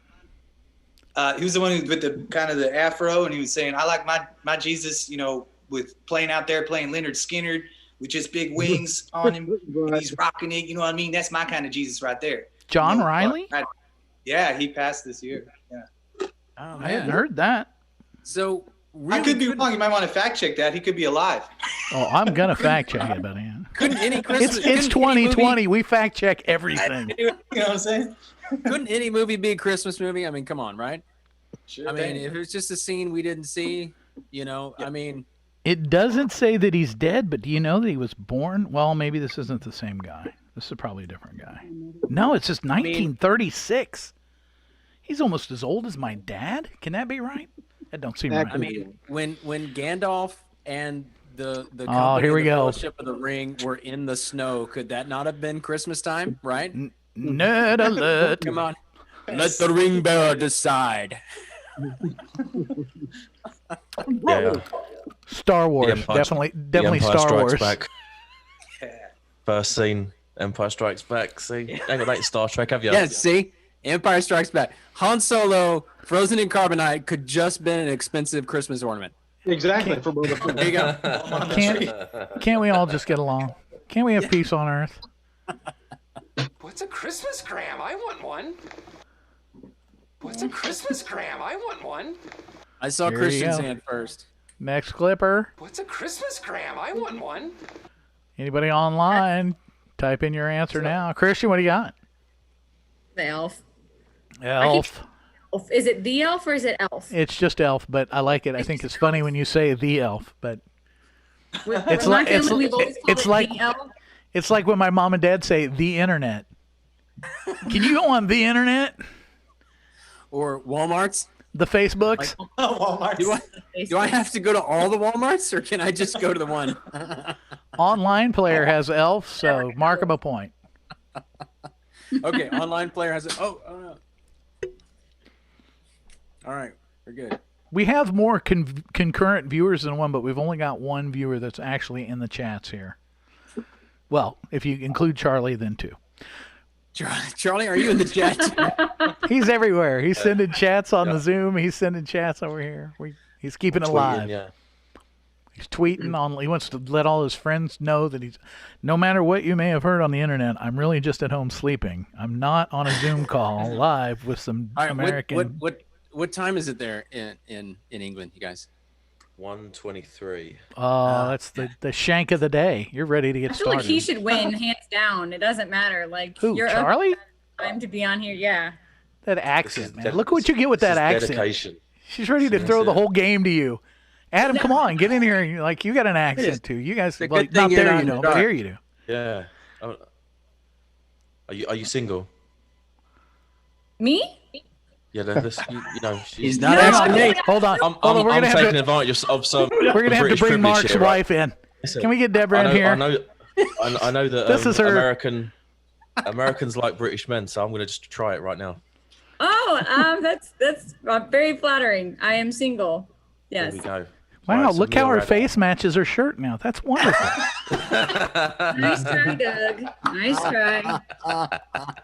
We all know that Christmas is a big commercial racket. It's run by a big Eastern syndicate, you know. Here's your mafia Christmas movie clip right here.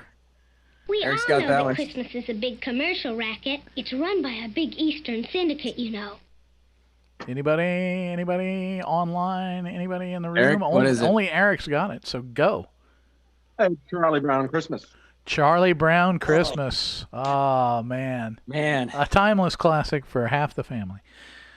They're finding out now that no Christmas is coming. They're just waking up. I know just what they'll do.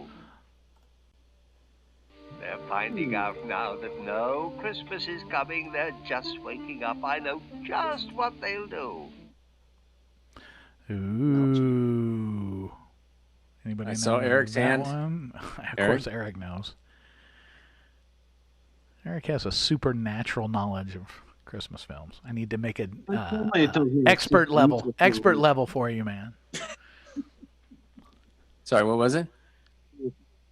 So my family tells me I'm full of useless knowledge. I'm full of it. It's what my family tells me. But I that was can the relate. Grinch, wasn't it? It was The Grinch, the original, featuring Boris Karloff. I think Blazes out of here! Get us the blazes out of here! I know that one. Oh, Get us the wow, one that blazes Mark out of knows. here! Get us the blazes out of here. Anybody? Pulp Fiction? No, just kidding. It was. Do they speak English and what?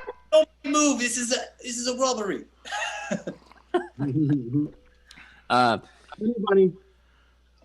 It's Polar Express, right? Polar Express. It is. Mark. Wow. Only because I recognize Tom Hanks' voice. That was amazing. You got one. I've got some bad news, folks. Christmas is going to be canceled. I've got some bad news, folks. Christmas is going to be canceled.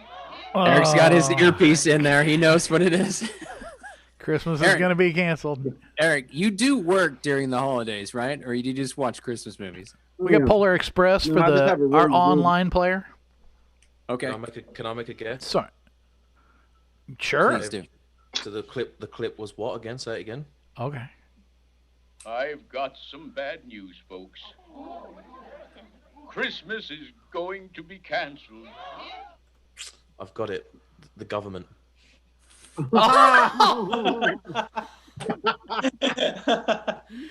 That's got to be worth a point. That's definitely worth a point. In fact, Charlie, I'm going to give you 2 points for that. Yeah, there. 2 points. Definitely. Yeah. And the answer was still wrong, and I've got 2 points. That's 2 more than I had a minute ago. That's right. It can't. Sometimes it can't hurt to give it a shot. You are now tied with Eric. I'll take that. 10,000 points. I know nobody likes me. What?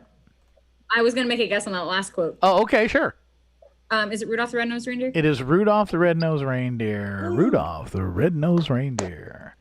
Right. I know nobody likes me. Why do we have to have a holiday season to emphasize it? Yep. I know nobody likes me. Why do we have to have a holiday season to emphasize it? If you don't know what it is, if you can cue in on the music in the background, it should tell you a lot. But Yep, that is Vince. What's his name? Vince Giraldi Trio. Vince Giraldi. Anybody online? Anybody in the room? Whoever wants it can have it. It's Eric's the only. Oh wait, Tim's got a hand up too. I don't think I got it, but I'm gonna say Charlie Brown. It is Charlie Brown Christmas. A point for Tim and probably a point for Eric too. I got 25 of these. Give Eric 25. So and we'll go from there. How many hands does he have up for the naughtiness though? No, I don't know. Yeah, we should have kept that total too. We could have added it in. Come up with an overall average. That had not been fair. Not been fair. He's fired? It's Christmas. Thank you. Call accounting. Stop his bonus.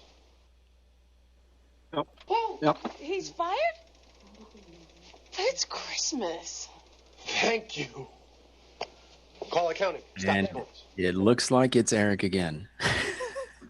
Anybody? We got Charlie Brown on the last one from our online player. So if you want to write that in. I'll give him Eric, Charlie what do you Brown. think? What are your thoughts? I think it's Scrooged. It is Scrooged. Bill Murray again. I'm a fan of that film. It's a good film. It's Nice. it's quite nice. Okay, here you go. Everybody ready for the next one? This is another gangster related Christmas film. Well, thanks for the hit. Christmas, you filthy animal. Oh. Merry the first one I've got. Wait a minute. Merry Christmas, you filthy animal. Wait, I got responses from everyone almost all at the same time. Well, it's up to you. You got to pick who got it, or give points to everybody. That's your other option. Man, I don't know. I was so excited to see Christmas, that. you filthy animal. I just love playing the clips. Go ahead. All right, Adam, what is it, Adam? Home Alone. Adam takes the point. Adam takes the point. That is Home Alone. That actual clip, they actually made that film, didn't they? Just for the Yes, they did. And I think they actually, and I've never seen the second one, the sequel, but I think they use it again in that. Is what I've heard. I'm not 100% sure. Yep. So yeah, Angels with Filthy Wings or something like that, or Angels with Dirty Wings. I can't remember. Well, so that clip was made for the film. Yeah. Where he's watching the gangster movie. Yeah. Yeah, I didn't know that.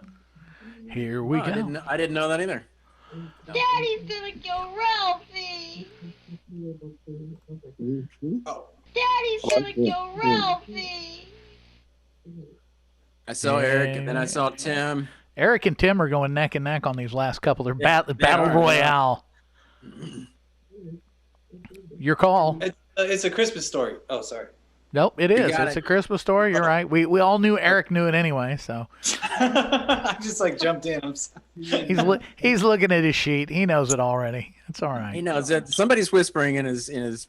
Yeah, he's got that. The answer is yes. okay. Here we go. Last one. This is kind of a bonus one. You're gonna have to know your Christmas movie quotes to get this one. I can't Ready? wait for this. This is their idea of Christmas. I gotta be here for New Year's. This is their idea of Christmas. I gotta be here for New Year's. This is their idea of Christmas. I gotta be here for New Year's. This one even stumped Eric. We got a Christmas story vote for our online player. If you want to jot that down. Okay. All right. This is the last clip. It's the bonus clip. I'll give you one more time. This is their idea of Christmas. I gotta be here for New Year's. Probably one of the greatest Christmas movies ever. Something on the Hallmark Channel. No. Wrong. No. Okay. Wrong, and I'm going to have to ask you to leave the room now. Okay. All right. I'm out. The actors Anybody? sound like John Travolta. Sound like John Travolta in the 70s. Anybody got a guess on that one? I thought it would probably be a stumper, but the answer is Die Hard. Oh. That's from Die Hard? Die Hard is a Christmas movie.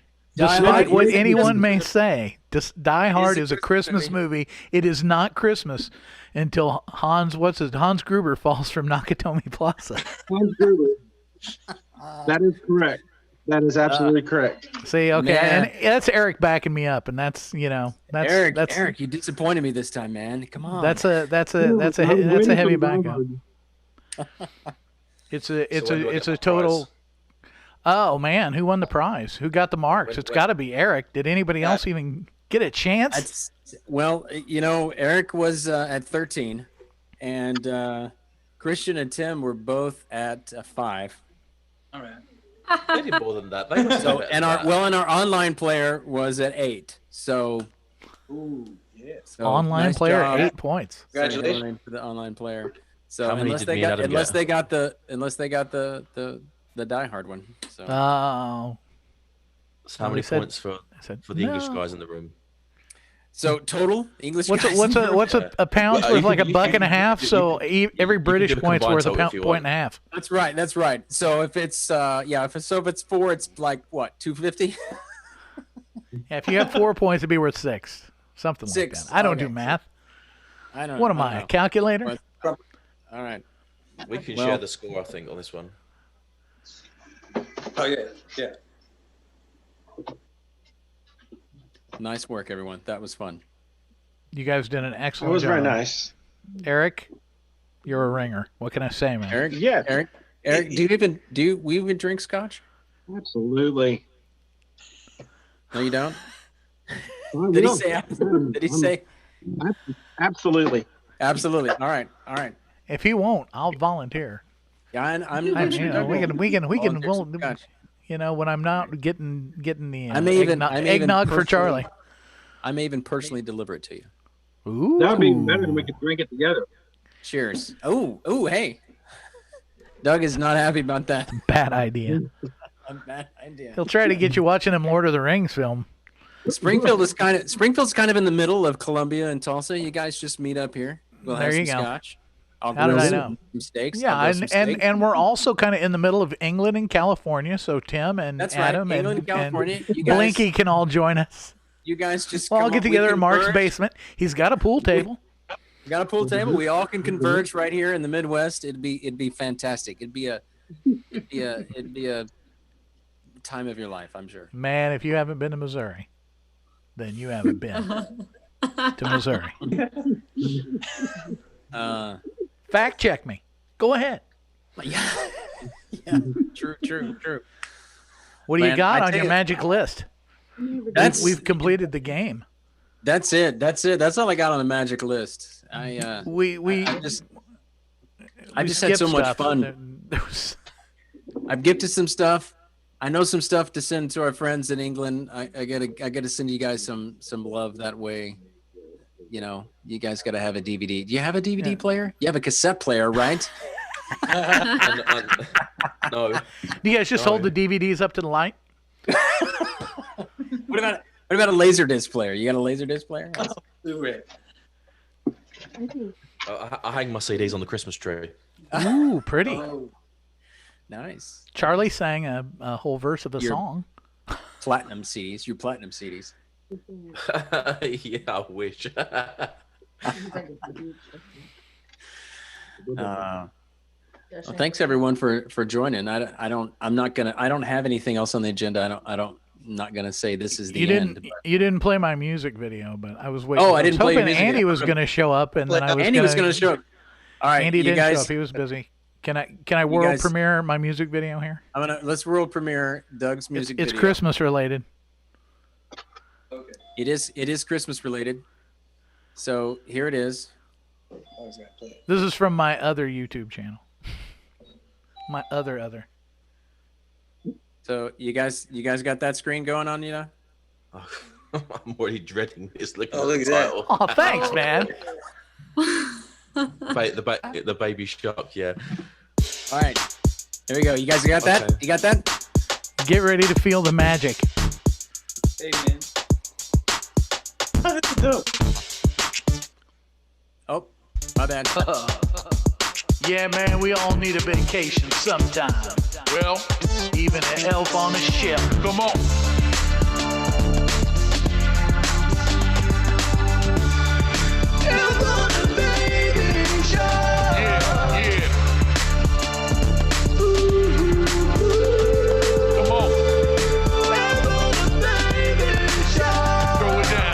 On the shelf was filled with frustration. The virus and the riots made him need a vacation in the sunshine state, with the palm trees swaying, with the toes in the sand and the fat beat playing, watching the waves and the motion of the ocean, those bikini babes and that suntan lotion. Elf had himself a major revelation, a viral video, a hot collaboration. Come on. Yeah. Well, you know.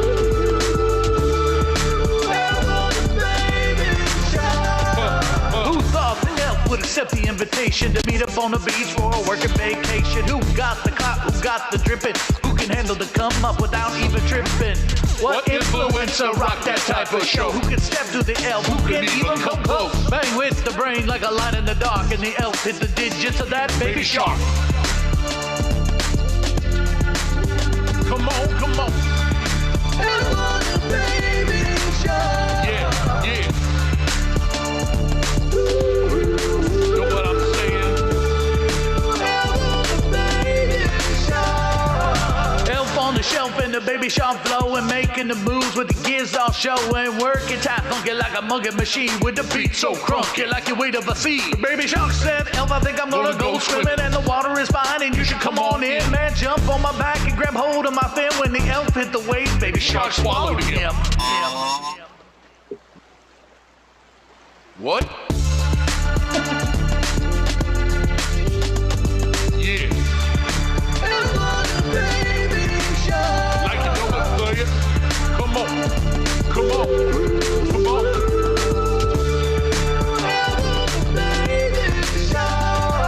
Hey, young man, what's that elf doing on that shark? Uh-oh. Is that blood? That's blood in the water. Now, what are we supposed to do about next Christmas, man?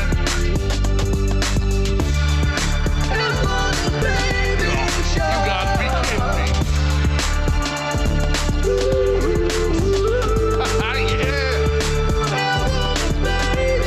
Yeah. We out.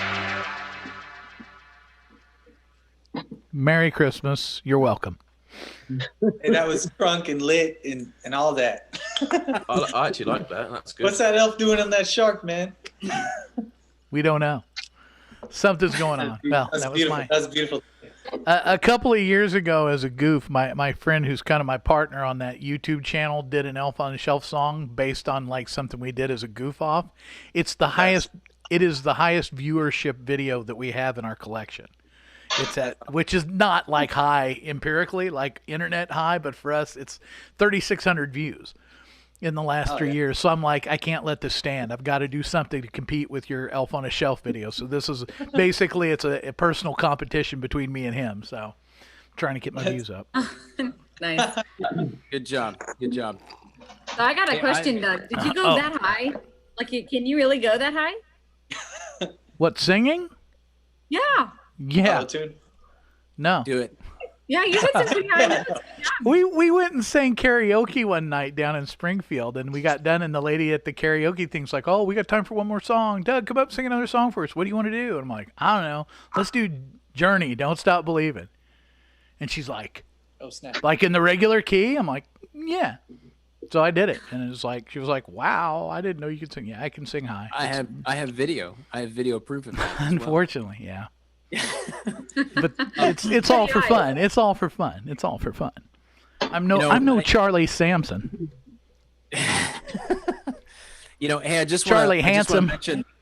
I just want to mention that Chris left the call earlier, and he texted me a picture of the food that he was eating, which included 8 different kinds of kimchi, which I love kimchi. His wife is Korean and makes a fantastic kimchi. And then I also want to mention I'm getting text messages as well from my matchmaking wife, who is sure you did. Who is wanting me to remind Charlie that Christian has an incredible voice and can do some incredible backup vocals for you if you ever need them. So she's doing her part, filling in for what Doug had mentioned. So we want to make sure I just throw those together, and so I did my part. So Merry Christmas, everyone. Merry Christmas. Hey, thanks for having me, guys. It's been fun. Merry Tim, Christmas. it was so good to meet you and actually in person and have you on, man. I'm thankful that you came and joined us. It's been a lot of fun. I know it was kind of chaotic, but you know how parties are. Tim, we hope to talk to you soon. Thank you, gentlemen, for letting me join. You're welcome. Anytime. Okay. Merry Christmas, guys. Are you Merry dodging Christmas. it? Okay, I think she's actually. You gonna say hi? You gonna say hi? Okay. Here's my vocally talented daughter who would also say hi. Hey. Hey! Hi, Eric. How are you? Good. How are you? Good. Just jolly. All right. This is Charlie, and this is Adam, both from England. Hello. Adam is an incredible visual artist, and Charlie is an incredible music artist and vocalist. Nice. Yeah. So, and then of course Doug, and Eric, who is a talented movie enthusiast. Christmas movie enthusiast. Christmas movie. No, I think it would go for all movies. I think about anything that's been spoken. I think Eric can remember. Ever. If I've heard it more than once, it stays. For sure. Most definitely. Well, it's a Zoom meeting full of creators. Ooh. I like that. There we go. Nice. Good job. I'm glad you could come in at the last minute and give us like a theme statement. Yeah, that's good. Ooh, there you go. It's a room full of men with beards. Oh, that's true. That's what matters. That's what matters. Yes. It is. Mine's just about as long as yours, man. Yep. I need to fill in all of it instead of just having this thing, but I like it. It looks good. It looks good. Of course, Adam has outdone us all. With yeah, his, if we have a beard fight, Adam's going to kick the crap out of us. Adam is definitely going to win with his. Yeah. Yeah. So, well, Merry Christmas, guys. Thank you so much for joining us. Adam, I appreciate you. Is the party over? No, I'm just saying. I don't want to make anybody feel like they have to be here. So, well, good. Okay, well, on that note, I'm going to go eat dinner. All right. Lovely to see you all. Nice to meet you. Let me say, that kid right there has got a voice that's unbelievable. So how come you waited until the end to bring out all these singers, and then they disappear? I knew nothing about Christian singing. That was a shock to me. I didn't know that. I've got your hookup, Charlie. Whatever you need, man, I'll hook you up with a couple set of pipes that will really skyrocket your career. I've got to try and win an election first before I can. Oh, okay. You're gonna win an election. Hey, I'm for you. Can I vote, or do I not? Or I gotta not? No, I can't vote. Do you guys allow illegal voting like we do, or is that not a thing there? Can we just mail it in? Sorry, did I say that out loud? What did you say, Eric? What did you say? I said, can we mail it in? I mail 3,000 or 4,000 ballots. Yes. With the eggnog. We could try. I could just add you to like my council tax bill, and that might give you a poll card. Yeah. Maybe that could be like your slogan. Vote Charlie for eggnog and extra votes. Yes, the Council of Bearded Men. I think that's what you should have. Yes. That's not a bad shout actually. I think I'm out of all the guys that sit on the. I think everyone else is like clean shaven most of the time. Yeah. Charlie Sansom, what is eggnog and why don't we have it? Yeah, I think that's going to get me about no votes because it'll be, yeah. When they find out that everybody here puts booze in it, they're going to love it. They're going to be like, is that an American thing? We're not drinking your eggnog. What is it? Eggnog is actually, I actually watched somebody make it from scratch. It is primarily, it's half milk and half cream, heavy cream. There's egg yolk in it, and then they add the egg white at the end, and it's cooked like kind of like a custard on a double boiler so it doesn't solidify, and they put nutmeg and sugar and stuff in it to flavor it. So I was sold before you started talking about sugar. That sounds good to me already with the cream. Milk, high fructose corn syrup, and cream. Oh man, if you can't get your high fructose corn syrup, sugar and corn syrup, as if what is high fructose corn syrup, right? It's like 4 different kinds of sugar is what's in sugar substitutes, syrup, egg yolks, and then natural flavorings. So candy corn, candy beans, candy corns, candy canes, and syrup. Right? Is that right? Am I right, Eric? That's the 4 food groups. Is that the 4 food groups? Nice. So that's ELF, you guys. ELF.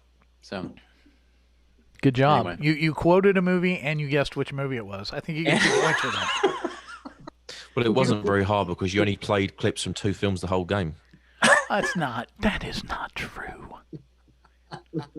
I was gonna add some clips from Rise of the Foot Soldier, but between the profanity and the heavy accents, I'm like, nobody's getting this but Adam and Charlie. Listen, I don't think people would have trouble understanding the accents. I think it's just the every other C word. Every other word was a C word, so I think you might. My mom was bothered by that, and I tried to explain to her, like, when you use the F word that much, you got to have something heavier to come in with. You got to have a backup that's heavier than the F word. Yeah, see, the C word is not really like, I don't find it offensive. I know some people do, but like it's a very I'm sure Adam will agree. It's kind of like a very English thing to do. Like, is it the candy cane? I don't know. Christmas. Christmas. Okay. Yeah, like it can be used like a term of endearment as well. Do you know what I mean? So it's not. Yeah, well, like the dog's bollocks can be bad or good depending on how you say it. You can swear here. You see, you're swearing now. Okay, cool. I'm not we going to say did this. We did this on the election thing. Come on now. What the bloody hell, man? Hey, that was poor. That was poor. Come on, you can do better than that. Okay, I'm sorry. What the bloody hell? I can't. Is that so is this like? Is this like? What the bloody hell? Do that again. What the bloody hell? Doug's English accent's pretty good. Is this like? It was all those years I spent in witness relocation. Is this like Christmas? Not Christmas. Sound of Music, where she calls her the nun. Is that what we're talking about? Yes, exactly. Okay. All right. Hey, I have that. I keep that clip. You're welcome. All the time. You're welcome. Just so I can show people, did you know that this was a thing? And people go, what? I did not know that was a thing. All right. You guys, the C word and the Sound of Music. You guys knew that, right? All right. So here it is. So this is what she says. Can you see that? You guys got that? Yeah. Okay. All right. I'll make sure you can hear Oh it. no, I was confused. I felt. I've never felt that way before. I couldn't stay. I knew that here I'd be away from it. I'd be safe. Maria, our abbey is not to be used as an escape. What is it you can't face? She said it, right? She said it. Is that it? That's it. That's it, right? I've got a clip Right similar to there. that, which is, Yep. Right yeah, there. which is, I would think in filming she would have been like, wait a minute, hold on. What did you just call me? To what? Do what? What did you just call me?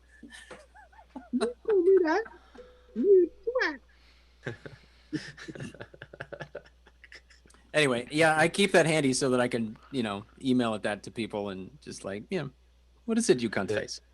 Yeah, see, there's a clip that went around that I found hilarious of Greta Thunberg, and someone edited that into like a meme of her speaking. There's lots of And those. What do you got? I really want to show it to you, but I don't know if I should. Do it. It's Uh-oh. not. It's You not should. as Is it the subtle guy- as your little clip, That was subtle. Is it It's when I say it's not that subtle, it's blatant. So Oh, okay. Give it. the guy? Come on. Is it the You really- is it the guy eating? Go on. the what? I don't know. I Hang on. think I know which one. If you can send a link in the text, Mark can put it on the big screen, on the full Yeah, I'll screen put if it. you want. If you could chat Just it. text him a link. Okay, I'll do it on the Instagram. Yeah, the Instagram one. Okay. Instagram will work. I just meant the chat at the bottom there of the Zoom meeting, but Oh, sorry. he'll work it out. Eric, I don't Okay, know what I you're doing. Eric's doing a whole Christmas play now.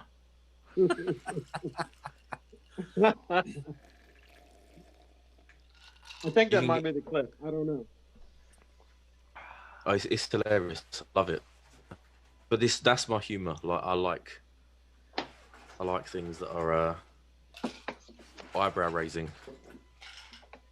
I'm all for that. Are you sending it via Instagram? Yeah, it's in your DMs now. Yeah, I've slid into your DMs. You slid it into my DMs. I have. I'm 2020 dating. You can only do it online. I'm looking. I didn't see it. Oh, sorry. On the Gentlementors. Instagram. Oh, on the Gentlementors. I don't have that one, Doug. Doug's got. I don't have the access to Let me that. send it to your one, Mark. Hang on. Okay. You can use the chat at the bottom of the Zoom window. Yeah, But he's I'm on his doing it phone my though. He's on so his it'll be phone. awkward. Oh, then don't do that. He's got it. Yeah. Yeah, There it is. those There YouTube it links is. are quite hard to copy. Hey, you don't get to watch I like it. it. I like it already. No, I just read the title. I just read the title. Yeah. So I mean, it's blatant. Okay, all right. Hold on. Do. All right, wait a minute. Okay. All right. Stop. Got to rewind. Oh, it's short. It's not very long. Get straight to the point. Yeah. Okay, hold on. Okay, I'm sharing the screen. Hey, I got a DM from Charlie. I'm trying my luck with everyone tonight. All right, here it is. And all you can talk about is money and fairy tales of eternal economic growth. How dare you? Oh, shut up, you cunt! And all you can talk about is money and fairy tales of eternal economic growth. How dare you? Oh, shut up, you cunt! And all you can talk about is... He's just gonna keep playing it over and over again. Yeah, but Just over and over. That's gonna be on my playlist. That's great. yeah. It's just, things like that they just tickle me. See that word is such a great word. People who hate it, I just think, oh come on, grow up. It's like the humor behind just one 4-letter word is just incredible. But yeah, Is it not a big word in the US? No. No. My aunties all got together back in the 70s and they said the P word and the C word are out. You can say anything else, but those two are not allowed. There's a funny Hey, George is it- Carlin bit about that, but I would swear that that's really what happened. Those are two words that you just don't hear, especially you don't hear like women say, but no. Right. Yeah, the F word proliferates in everything, but yeah. not Right. C. Right. But that hasn't infiltrated over here like it has there apparently. Yeah. So Doug, when you watched Foot Soldier, was you surprised by the amount of C words in that film? No, but I watch a lot of British TV and cinema and stuff. It doesn't really faze So have me. you- It doesn't hit me. And I had two brothers that were in the military, and they were like F word every. Well, my my one brother was like almost literally every third word. So I'm pretty Yeah. numb to it, but yeah. I have Yeah, that see, I problem sometimes. I have that problem sometimes. Which problem? The F word comes out a little too often sometimes. Yeah, You know. in certain circles, you have to kind of. I especially have to watch myself when it comes to dealing with different things. But if I'm going to speak freely, then yeah, I don't. You know, it's F and C and all. You know, but. Yeah, it was like a big no-no probably, and this will be a weird cultural reference, but it was like a big no-no here until I would say about 80, maybe I think it was 82. Eric, you can correct me if I'm wrong. When Eddie Murphy's Delirious came out.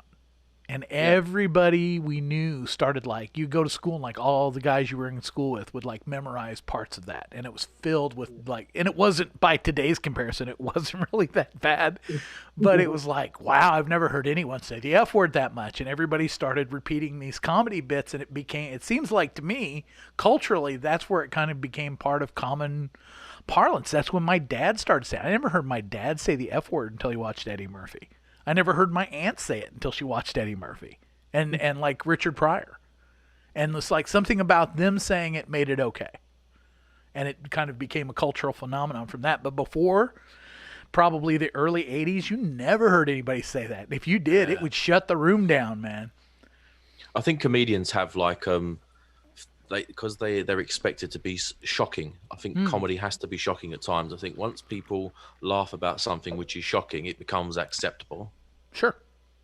You know, hence why some comedians get, like for example, like you guys might know this guy. But there's a Scottish comedian over here called Frankie Boyle, and he was on a show called Mock the Week, which is like a satirical kind of like news roundup kind of comedy panel show, and you know, for a country with a royal family and you know, he made some really crass jokes about Princess Diana, and I remember this joke in particular because it was so shocking that it was disgraceful and hilarious at the same time.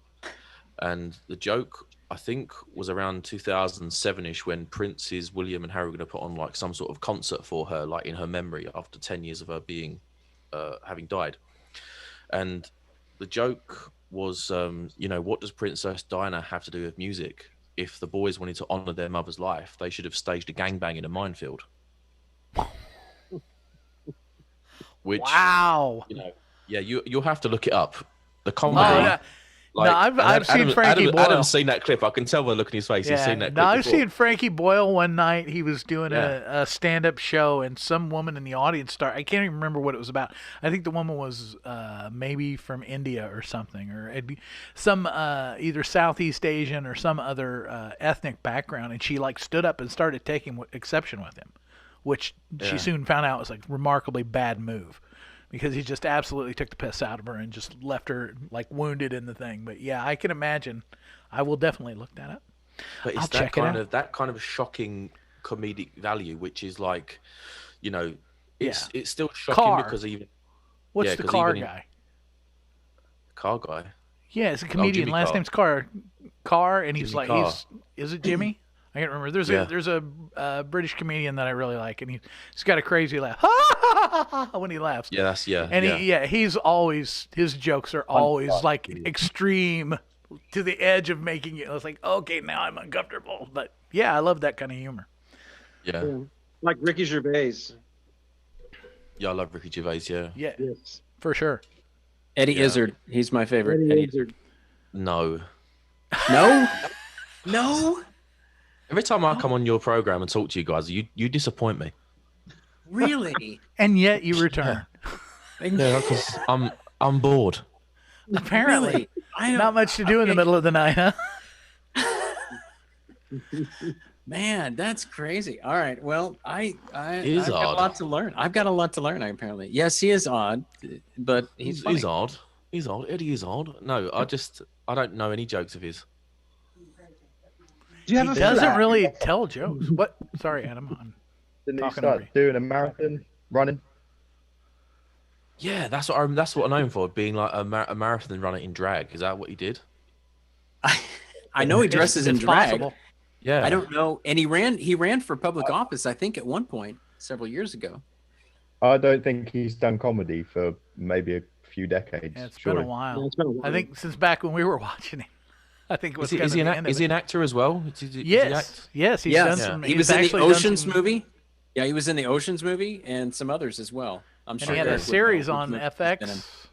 What was that? The Yes, Riches. The Riches. Yeah, which was a series over here on FX, which was really good. Yeah. He's in Mystery Men as well. He's in Mystery Men as well with Ben Stiller and He must be bigger All in the people US. that are in Mystery Men. Yeah, he must be. No, he was on. Joe Rogan. Oh, really? Yeah, So he's and not he- in England. He's there. not looked at as and respected as. I You know, don't hear about. No. No, I don't know. I'm sure he is somewhere. Have you guys heard of the Queen? I love the Queen. Yeah, she's great. Yeah. No, I mean the band. Oh, like the Elf and the Facebook. The Queen. Sorry, I literally just watched watched Queen at Live Aid before we started this tonight, so I was pumped. I was ready to come out and see the stadium, the Wembley Stadium full of fans, and Yeah. Have you ever been there? Is that place as monstrous as it looks? Have you ever been there? Either of you guys that live over in that country? Not there anymore. No? The clip that you've seen the Wembley doesn't exist. Wembley doesn't exist anymore? Not in the clip you've seen of Queen playing. No, that got knocked down. Wow. Sorry, I didn't know. Yeah, they rebuilt it. Is it even bigger? I don't know. I guess I don't know. I've not been to either, so I don't know.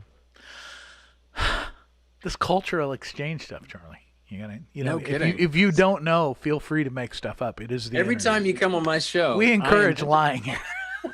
Go on, finish that sentence if you dare. Go on. Yeah, Wembley went, and I think the last game England played there, like a football game, we lost, and I think we lost to Germany as well, which is, is that right, Adam? I don't know. If memory serves me, the last game we had there was a loss, and I think it was to Germany, and I think it was supposed to be like the great send off for the stadium, so they could knock it down and rebuild it as something bigger and better. But So you guys football guys or you rugby guys? I'm into football. Football.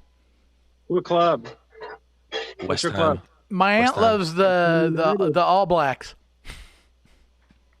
which is like a team name you couldn't have here, kind of like I don't know, the Indians or the Redskins. You couldn't have a team here called the All Blacks. Yeah, you can't have the Redskins anymore. So what did you I didn't say, know. Eric? What you were But the asking thing him? is, What club? He said If you West Ham United.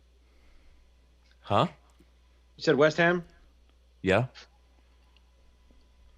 He's into it. Mark was just asking. You should When see the Eric's highlights not from today's watching game. Christmas movies. Yeah, you should see the highlights from West Ham's game today. Oh my God. Who did they play? Crystal Palace. Crystal Palace. Buck Owens? Huh?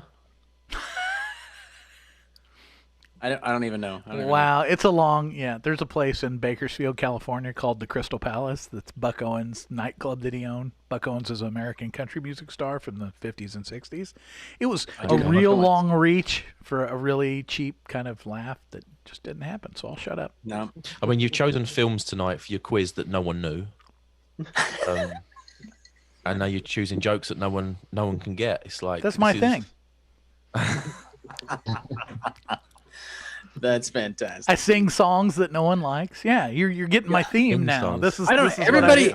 Everybody liked Elf on a Baby Shark. Nobody was like. that was good. "Eh." That was good. To be fair, I mean, to me, that's Christmas classic right there. That's the new Christmas. That's what I'm classic. hoping. My only mean- goal is to outdo Andy. I got to get more views than Andy. to make that a hit, you need to get it to be like Doug featuring T-Pain for the chorus, and then you're golden. See, that's the thing. Even when I was doing my hip hop music, I talked to my wife because I looked into some of these guys. I'm like, it looks like the thing to fame. The secret to fame in the hip hop world is to get somebody with a name and you pay them something to come in and do a verse. And then you go, me featuring somebody that you actually have heard of. But most of those dudes want, $10,000 to do a verse. Even you the actually dude. asked? Oh, yeah. Oh, The cool. guy I don't I'm trying to charge think, it was nearly that much. Afro Man that did, and then I got high. The song he wanted like 10K to do a verse, and I'm like, you're like a lower tier rap guy. I'm not sure how much mileage I would even get out of that. I was gonna say, he was about 20 years ago, right? Exactly. Yeah, I was like, oh, maybe I can get MC Hammer. He can jump in and go, "Elf on a baby shark, can't touch this."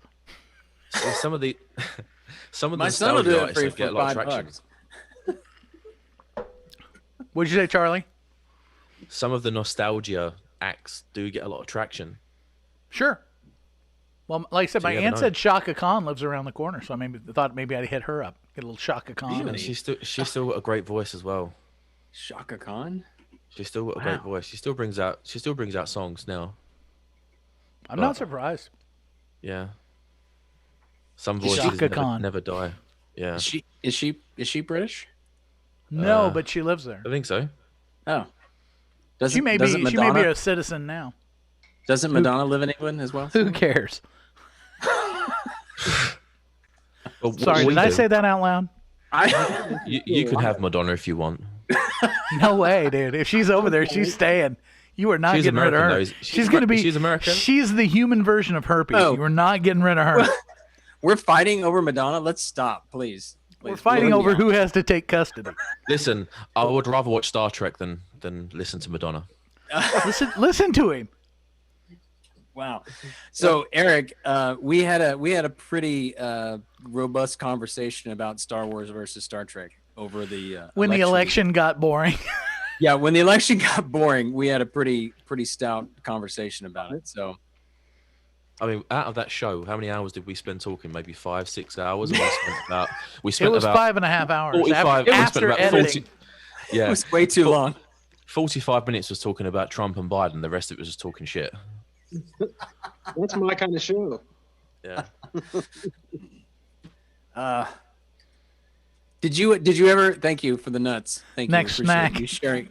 Appreciate you sharing your nuts. Just working my way through the snacks now. Okay. Let's go to Taco Bell. You guys want to go to Taco Bell? Let's go get some tacos. My 12-year-old son is standing here next to me, just laughing and cracking up at everything that we're talking about. So He's I'm faking like, it. If we were there live, he wouldn't be faking it? laughing. Is he faking it, or is he? He's really laughing at everything that we're saying. So I don't know. What is your son like? Star Wars or Star Trek? Star Wars. There we go. See? Yeah. Yeah, I did my best. Really, I did. You've done very well. You like Star Wars. You're very. But very good. Lego's got the market on Star Wars. You know, a lot of these places, a lot of these things have the Disney. market on Star Wars. It's hard. What? Disney. That's not an excuse. That's not an excuse. When I was a kid, I'm up That against. is exactly I'm up what against that the world. was. That was I'm an up excuse. against the world, man. no. But he does have more followers than us on YouTube. So, you know. Oh really? What does he do? Eric got so mad he left. I know. He just left. You know what? He does these phenomenally funny dinosaur movies where he just plays with plastic dinosaurs, which are real dinosaurs. You knew that, Eric? right? No, Yeah. not Eric. My son.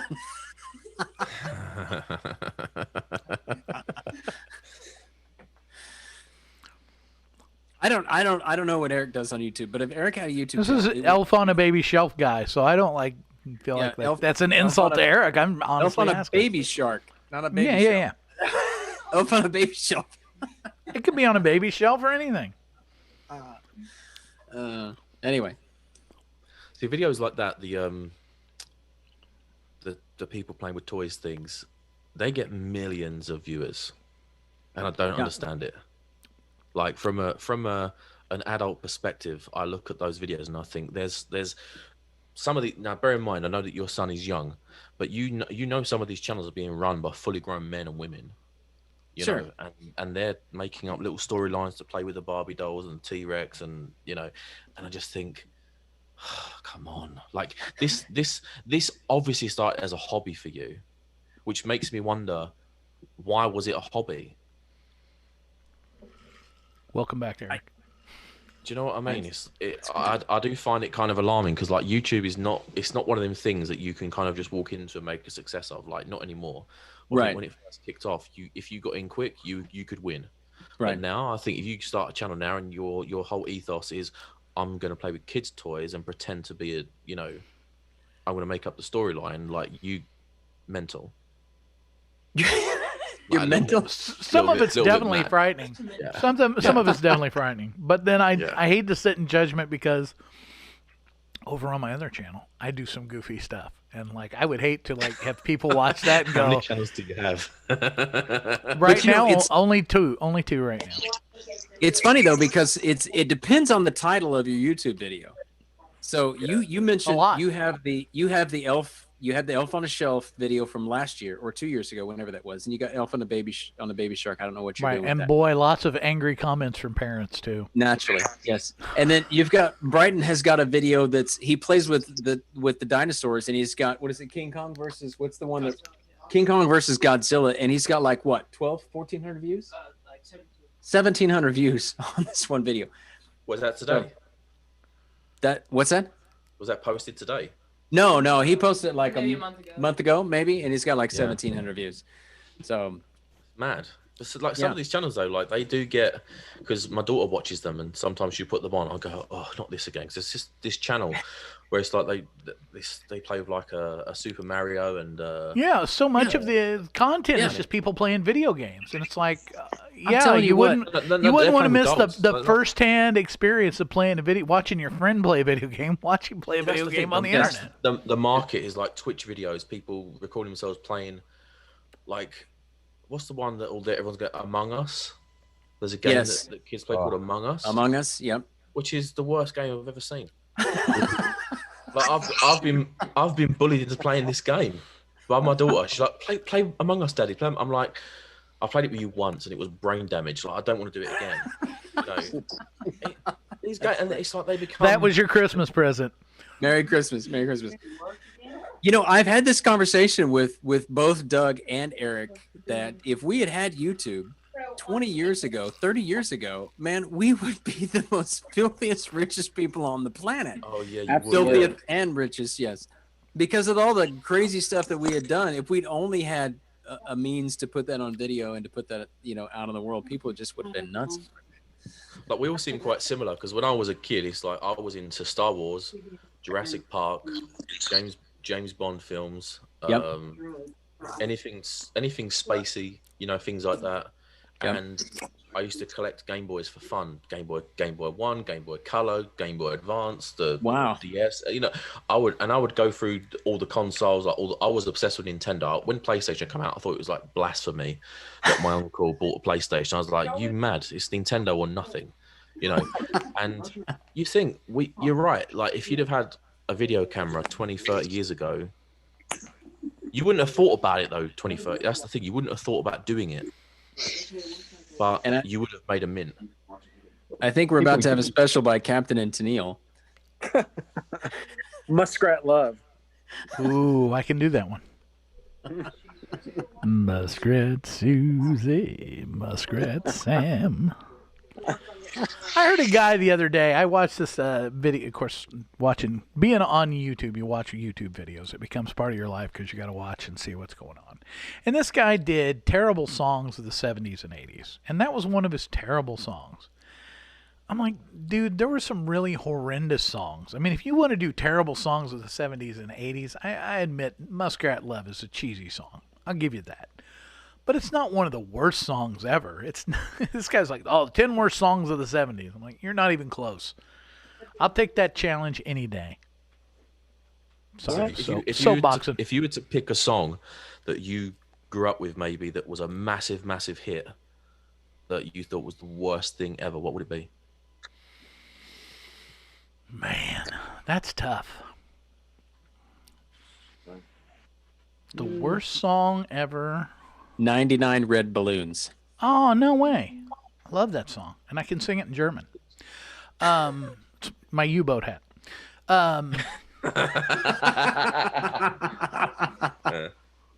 Hast etwas Zeug für mich? Singen hier einen Lied für dich von 99 Wischluftballons.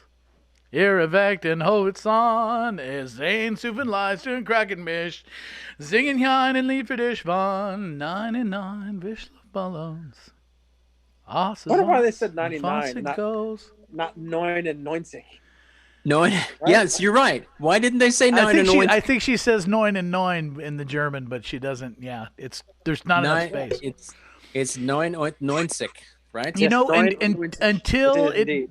until it became a cultural phenomenon, I probably would have said something like either "Don't Go Breaking My Heart" by Kiki D and Elton John or "Afternoon Delight" by Starland Vocal Band. But they have become such cultural icons now. They kind of, even though you go, that's a really cheesy song, it kind of is like, it's not the worst thing. Maybe the Pina Colada song? Do you like pina colada? Bob Adam. Good song. Good song. I know. Now You're doing what's karaoke worse? in Japan. When I was in Japan, we were in Kobe, Japan. They make good cows there. They do. They're very tasty cows. Very tasty. One of the engineers from Kawasaki I come to find out he was like a vice president or something. I didn't no idea. My boss made me do Elvis for him, and so he's like, we go karaoke tonight. And I was like, yeah, okay, whatever. Anyway, so I go to this little karaoke bar, and he like rents the whole place out. And I say little because it's like 12 feet square, tiny. But the bartender, she's in a full kimono, like Kill Bill style, and it's a pretty cool place. But so we're doing these karaoke. Everybody's having their Japanese whiskey, we're singing karaoke. So I thought, I'll do Bohemian Rhapsody. Everybody knows Bohemian Rhapsody. They're all going to sing along. Well, apparently that's not a big hit in Japan because I started doing that song. It just goes dead silent there. Everybody's just like staring at me like, what is this man carrying on about? Like, it's just Did he miss his medication? They might have been being polite because I thought Japanese culture was to be kind of chilled and quiet. Yeah, that could be too. But there's a couple of those guys that couldn't speak English hardly at all, but sang beautifully in English. So I was like, really weird. I guess they just like to memorized drink the and sounds. sing. They like their karaoke. They do like karaoke. And they like Elvis for some reason. I don't know. There's So do I. Elvis. Can we do a karaoke party next year? Can we figure out the technology for a karaoke? Do we have to do it by Christmas party? Zoom or can we do it all in person? Either way. We'll have to see. Yeah, I don't know. Will they allow us to get together? Will we have to wear a mask? I don't know. Could we wear fun masks? So many questions. No. Like a goalie mask? Ooh, a goalie mask. Yeah. I got one. Or a Halloween mask. Or Darth Vader mask. Darth Vader mask would be nice. Mandalorian helmet? Yeah. Mandalorian, yes. Oh, yes. Sorry, you lost me. So we got some interference here. I don't know what's going on. So all right, you just chill out. Let's talk to Charlie and Adam for a minute because you Star Wars fans, you British Star Wars fans. Are you watching Mandalorian? Do you get Disney Plus? Are you able to see that? What's tell me. Adam saying yes. I've tried watching it. I can't get into it, but I'll give it another go.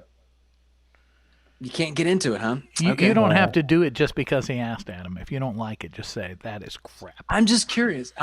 My son and I love it. That's our weekly ritual. We sit down and watch The Mandalorian. Every Friday. Yep. I watched the first season.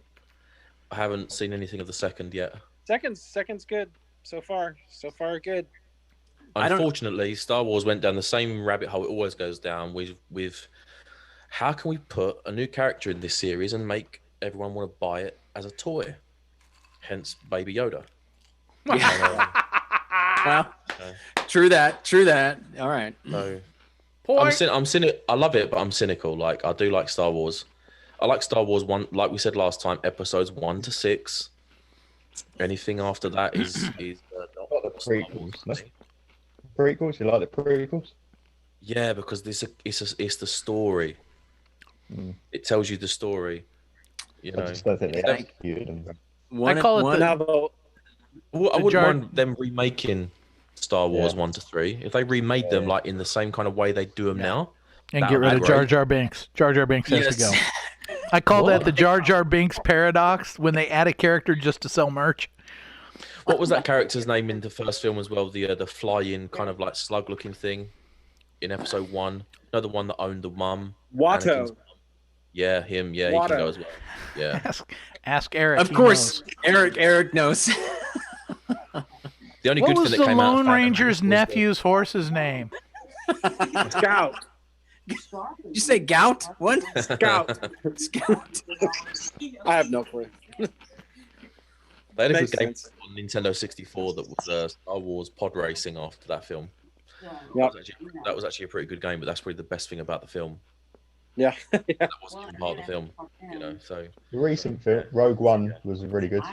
yeah, I agree with that. The Yeah, last 10 minutes of Rogue One is fantastic. The hallway scene, Darth Vader scene. Oh yeah. yeah.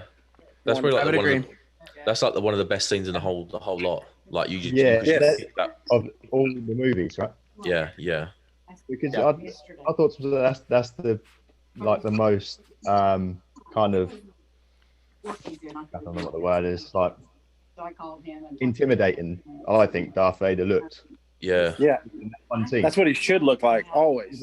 Yeah. It kind of reminds me of that scene in Empire Strikes Back. You know where Luke is looking around that sky place, and then all of a sudden Darth Vader you hear him breathing. Yeah, he walks. And the silhouette is there, and he turns his lights. That for me is like one of those iconic scenes where you just can't.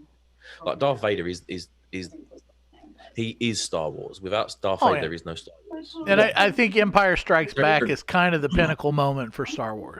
I think it's where you get the total kind of, I don't know, you really start to understand the characters. I went and saw it with my wife, the re-release last summer. They released it in the theaters here again. Okay. And we had both seen it when we were younger. So we wanted to go see it again, and still, I mean, it still holds up. It's a really, I mean, you look at Mark Hamill. We discussed this over the election podcast, that Mark Hamill's acting is hit and miss. But the story of Empire Strikes Back is one of the most, absolutely to me, one of the most, if not the most compelling part of the storyline of the whole Star Wars thing. There's so much that it's like Godfather 2. It's like, I know you didn't like Godfather 1, but if you don't watch Godfather 2, you don't understand the franchise. I mean, you've got to know that film. And it was really good. Still holds up. My favorite is still Return of the Jedi, though. What is that? Is that Kimberly talking? Can you tell her to be quiet for a minute? I thought it was like looping back. I don't want to get in nobody's case. I just thought it was looping back. You know what I'm just really appreciative of is that the international language of love is Star Wars. Star Wars. Is that you can is make that, friends do we not anyway. agree?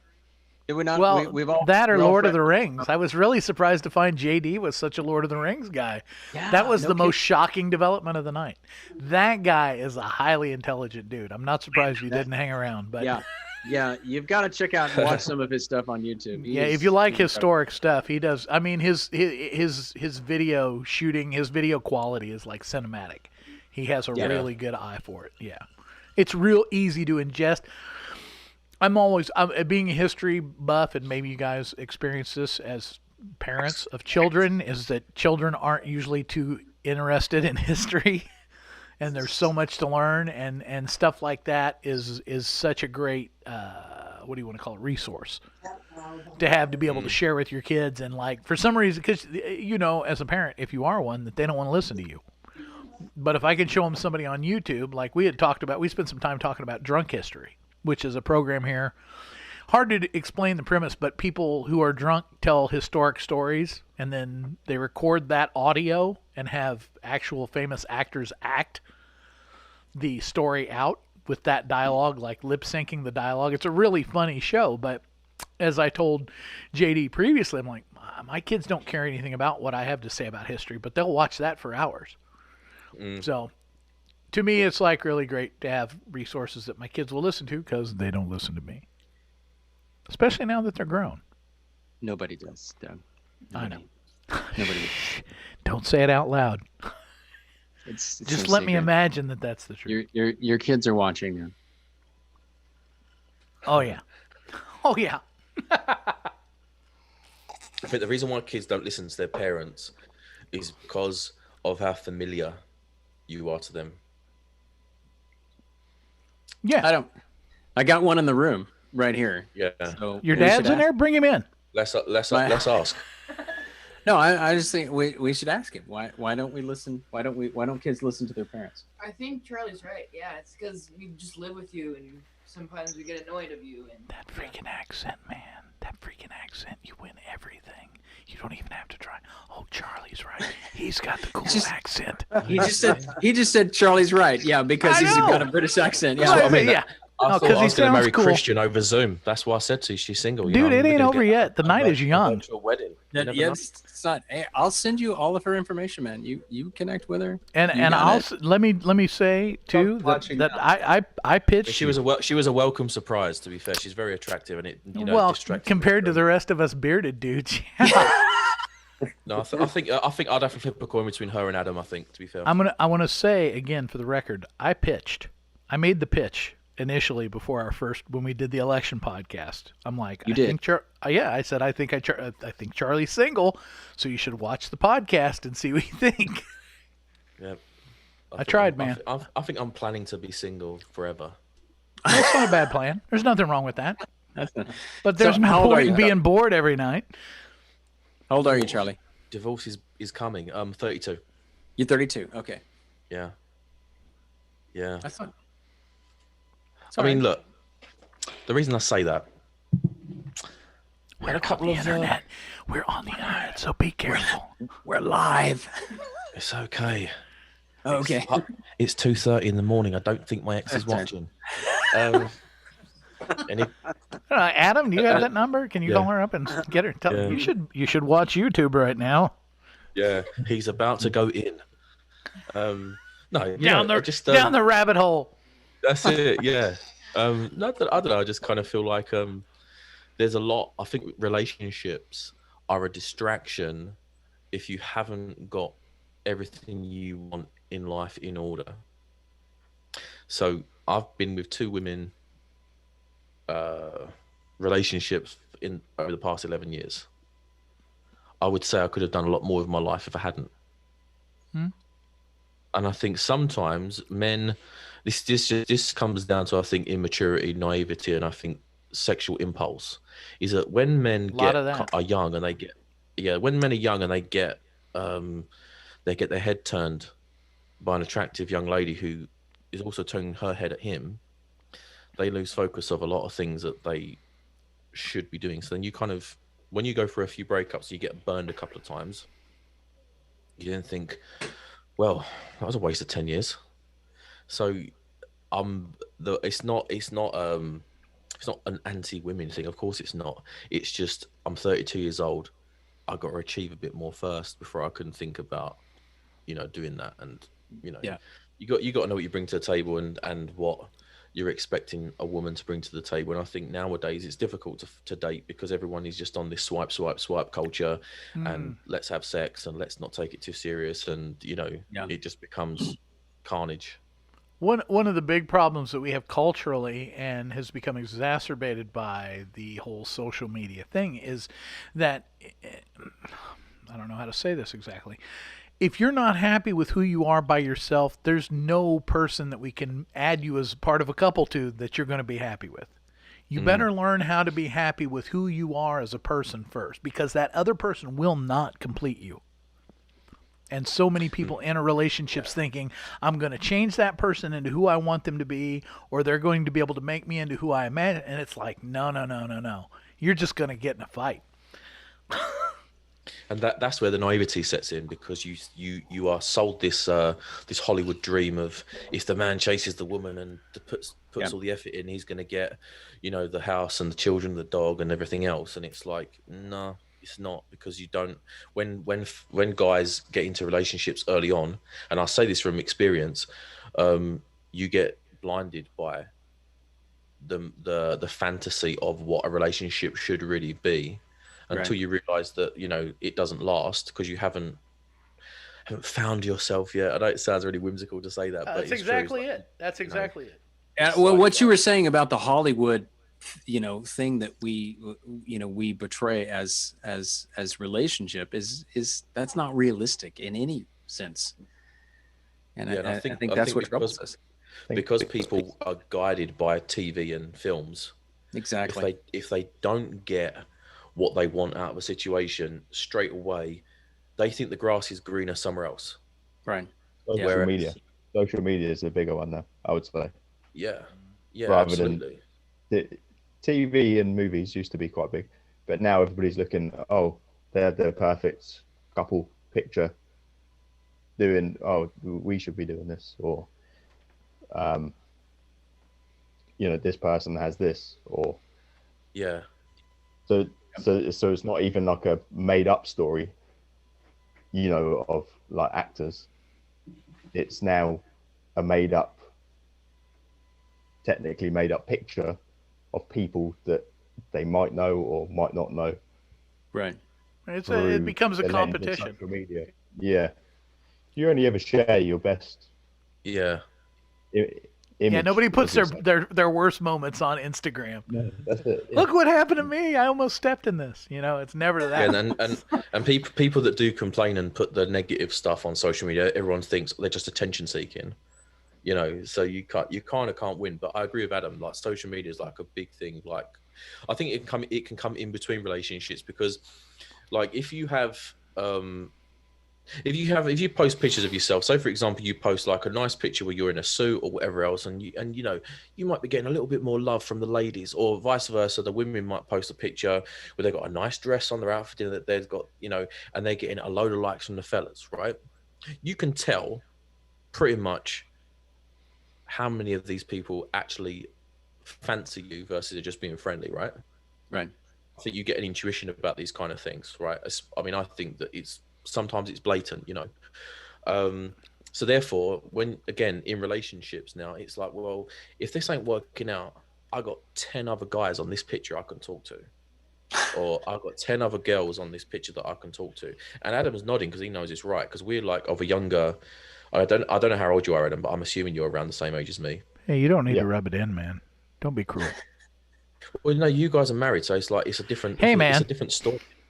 It's a different story. Look, man. It's a different Adam, are you, what's your status, Adam? Are you married? No? Not married. Long-term partner. 1 kid. You have 1 kid? Yeah, we have a son together. Cool. Okay. I'm just curious where everybody stands. Yeah. On my feet. But I still see these like things like play out, Yeah. Even though it's not, I don't really, it's not my experience anymore, but Eric, people I do know. Eric, are you in the bathroom? No, I'm in Joyce's. That looks like you're sitting on the can, man. I didn't know if that was a shower curtain behind you. This has gotten entirely too intimate. Those are Mike's baskets that he made. It's the only quiet room in the house. I'm at Joyce's house. This is the Santa's workshop where he kept all of his extra inventory. You got the right hat on for it. Yeah. I think of like in the 50s and 60s, they had this idea of keeping up with the Joneses, which was the idea that you felt compelled to like try to keep up with what your neighbors were doing. Whatever the status quo was, you felt that. And then in our generation in the 70s and 80s, it was like Charlie said. It was like film and TV to kind of put this impossible ideal in front of us, and you were supposed to shoot for that. And now social media has become the next leg of that, where everybody's, again, it's kind of keeping up with the Joneses, but it's like in your face. And like Adam said, the idea that we only put our best foot forward on the social media. You never see that, when, oh, look, we got a flat tire on the way to church and everybody started yelling at each other and nobody was happy and, everybody was angry and, hey, cool, thumbs up. It's always, this, oh, we're on the beach. Here's my feet in the sand, that kind of pretty stuff. So, yeah. That's true. I mean, now when it comes to like social media now, I don't really tend to post as much as I did before. I agree. You don't.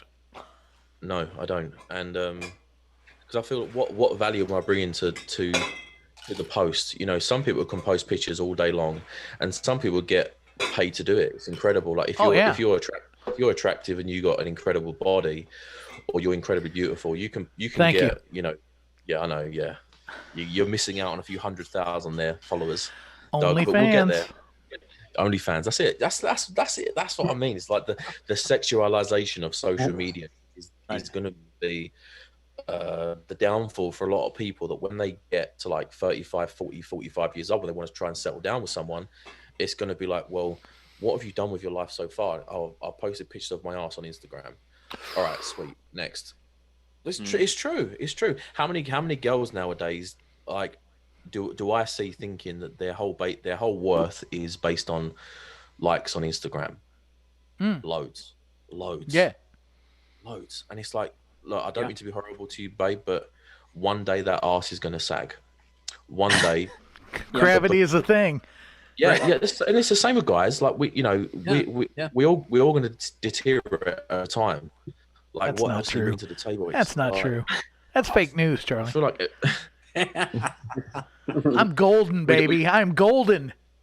we don't have fake news here. We have the BBC. Oh, yes. We watch the BBC as well. Yes. Yeah, well, you shouldn't because that is fake news as well. You gotta watch the Sky News. No, that's even worse. Is it? That's what made John Cleese leave the country.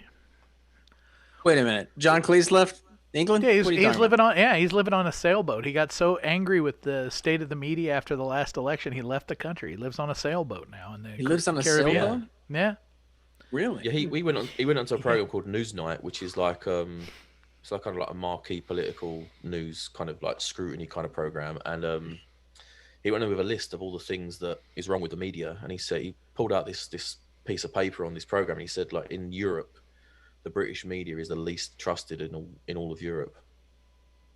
I don't know how relevant the poll was that he looked at, but still, he was very much adamant that the media were pretty biased and they weren't giving a fair. That's the number one problem we have. Yeah. Well, you got it bad. You got about 90% of your media's left wing. Yeah. If our media was honest, we would have a completely different country.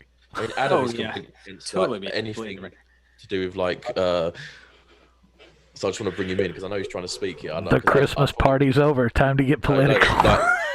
Honestly, you guys should follow Adam on Twitter because he like tweets a lot of stuff. I don't Twitter, but I do follow. I don't Twitter either. But you should. You should. It's great on there. I post a lot of it up on Instagram anyway. I do like little screenshots of it.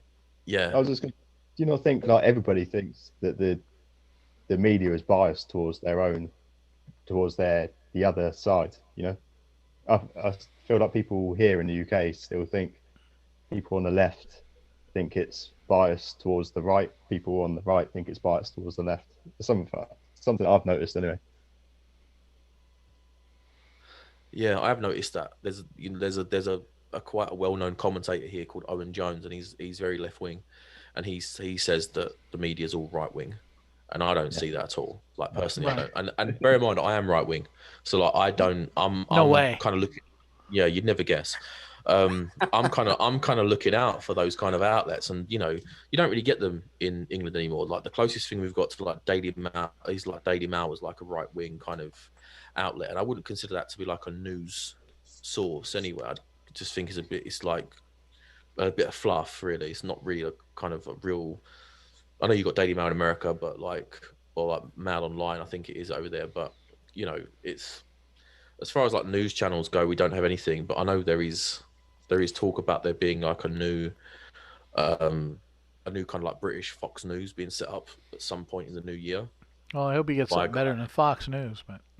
Is Andrew Neil? His name is. He was a broadcaster for the BBC for donkey's years, and he's just separated from them to start up his own network. I don't know what it's called yet though. I don't know what it's being called, but isn't it still owned by Rupert Murdoch? Oh, I didn't know that either. I believe so. Oh well, there we go. So maybe it's not going to be as unbiased as we think. Yeah, no. I don't know. That's so Talk Radio as well. Talk Radio is owned somehow by him. Yeah. Or one of his companies. It's amazing. Even some of the newspapers, they're owned by the same people. Like, and they print left wing and right wing news. Yeah, there's only 6 companies that own all of the media in the United States, and it doesn't take very long if you have a clear mind and you can back up from all the heat that all of the headlines generate, and you can just kind of push back a little bit to go. If 6 companies are controlling all of this, then they're really controlling the narrative. They're just Yeah, all kind of selling the same story. They're selling different sides of it, but it's the same story. And that's been a lot of my personal political awakening, has been realizing that, first of all, that's all a lie, and then stumbling upon the fact that I really believe political parties are a big lie, a huge lie. And that if you're an American and you owe yourself the 20 minutes it takes to go find George Washington's second inaugural address, and he addressed the whole idea of political parties. And he said what will happen if America adopts this political party system is that people will quit thinking for themselves and they'll just go along with whatever the party says, which is exactly where we are. No way. To my estimation, exactly the problem that we're having is that people are afraid to be free thinkers. Everybody, it appeals to that, I guess, tribal thing where we want to be part of the group. So we'll take on, I don't agree with everything you say here, but I'm willing to kind of take it on just so I can be part of the group. And it's like, nope, no more. That's not working. But Doug for president. Their party. Yeah.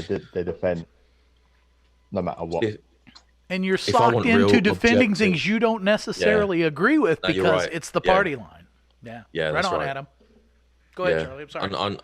Unfortunately, there are some things that I can't comment on because sometimes Why? I may. I hear you. I hear you.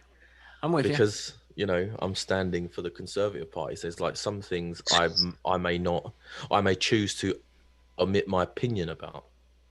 Rather than give any opinion at all, I might just say nothing, because it's easier for me not to, especially publicly is different. Like before I actually joined and got involved in politics in a real way, I would say what I wanted to say without any fear of comeback because didn't affect my work. I was still getting paid to sing and DJ. I wasn't bothered by it. Like I was quite happy to have debates with people online and put my opinions out there. But now you have to kind of especially about Star Wars. Especially Star Wars, the politics of Star Wars, profound. So you kind of have to temper yourself a little bit. Like I do sometimes think to myself, like even at points tonight, I thought to myself, should I have said that or should I have said that a different way? But that's because you're kind of taken in by the machine, which I've not been given any training on how to be a proper conservative, so to speak. But you do kind of think, how would that play out if it was twisted? So Adam's right. You do kind of have this kind of like tribalism, but I don't agree with everything. No true conservative agrees with everything. That is under the conservative banner and Republican banner or whatever you want to call it. Do you think this year is going to change the way people look at? I mean, I can only really speak for us here in the UK, but the way people view the parties now. So you're standing as a conservative. Do you think it's going to change the way people think about that now? Like you're saying, you kind of have to. I don't know if you would say censor yourself, but at least kind of think about what you're saying. Do you think maybe people don't want to hear that anymore? Or don't want to be like that? I'm sorry, there was so much lag there. I don't know if you caught me talking or not. Nope, we didn't. Okay. But Adam did get his whole sentence out, so. I heard everything he said. I just didn't know. Go ahead. Hear me 'cause it lagged. Reply. I think there's a responsibility to not be like, for example, if I was to speak the way that I would speak among friends, yeah, sure, I would be really kind of like looked upon in a bad way, probably because I like to speak how I want to speak. But just go back a second. Like, what was the start of your question again? Because I got confused by the question and the lag.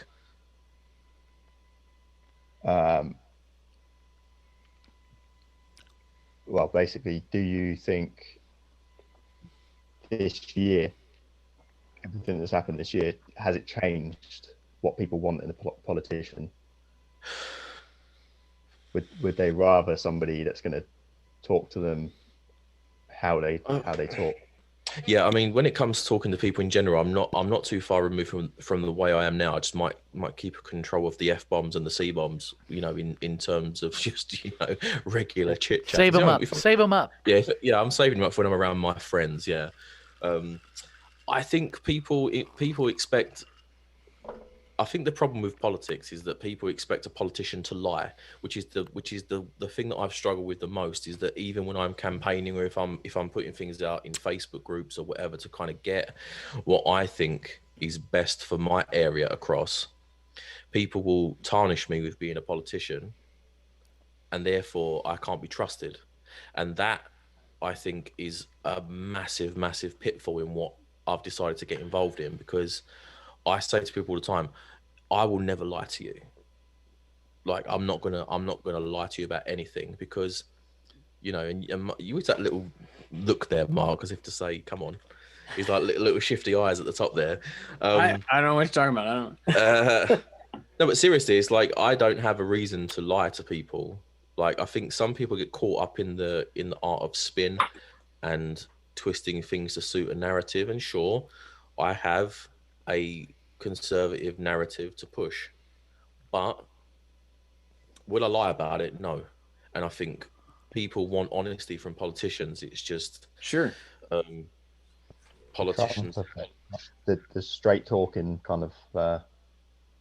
Yeah, like for me, like, I think some politicians that kind of have been successful for being straight talking in our country, Adam, like Nigel Farage obviously was very straight talking, and he got a lot of success. He may not have been elected to Parliament, but he still changed the course of world politics, you know, in my estimation, single-handedly. I know he didn't do it on his own, but, you know, he was the figurehead for the whole Brexit thing, and that movement would have never happened without him. There's no one else that would have carried that with and taken the shit that he got, you know. The what? America, the shit. That was very Missouri. Yeah, and obviously, like in America, you've got like Trump, like the real straight talking. We do, but we'll get kicked off YouTube Trump. If you say anything about him. So, yeah.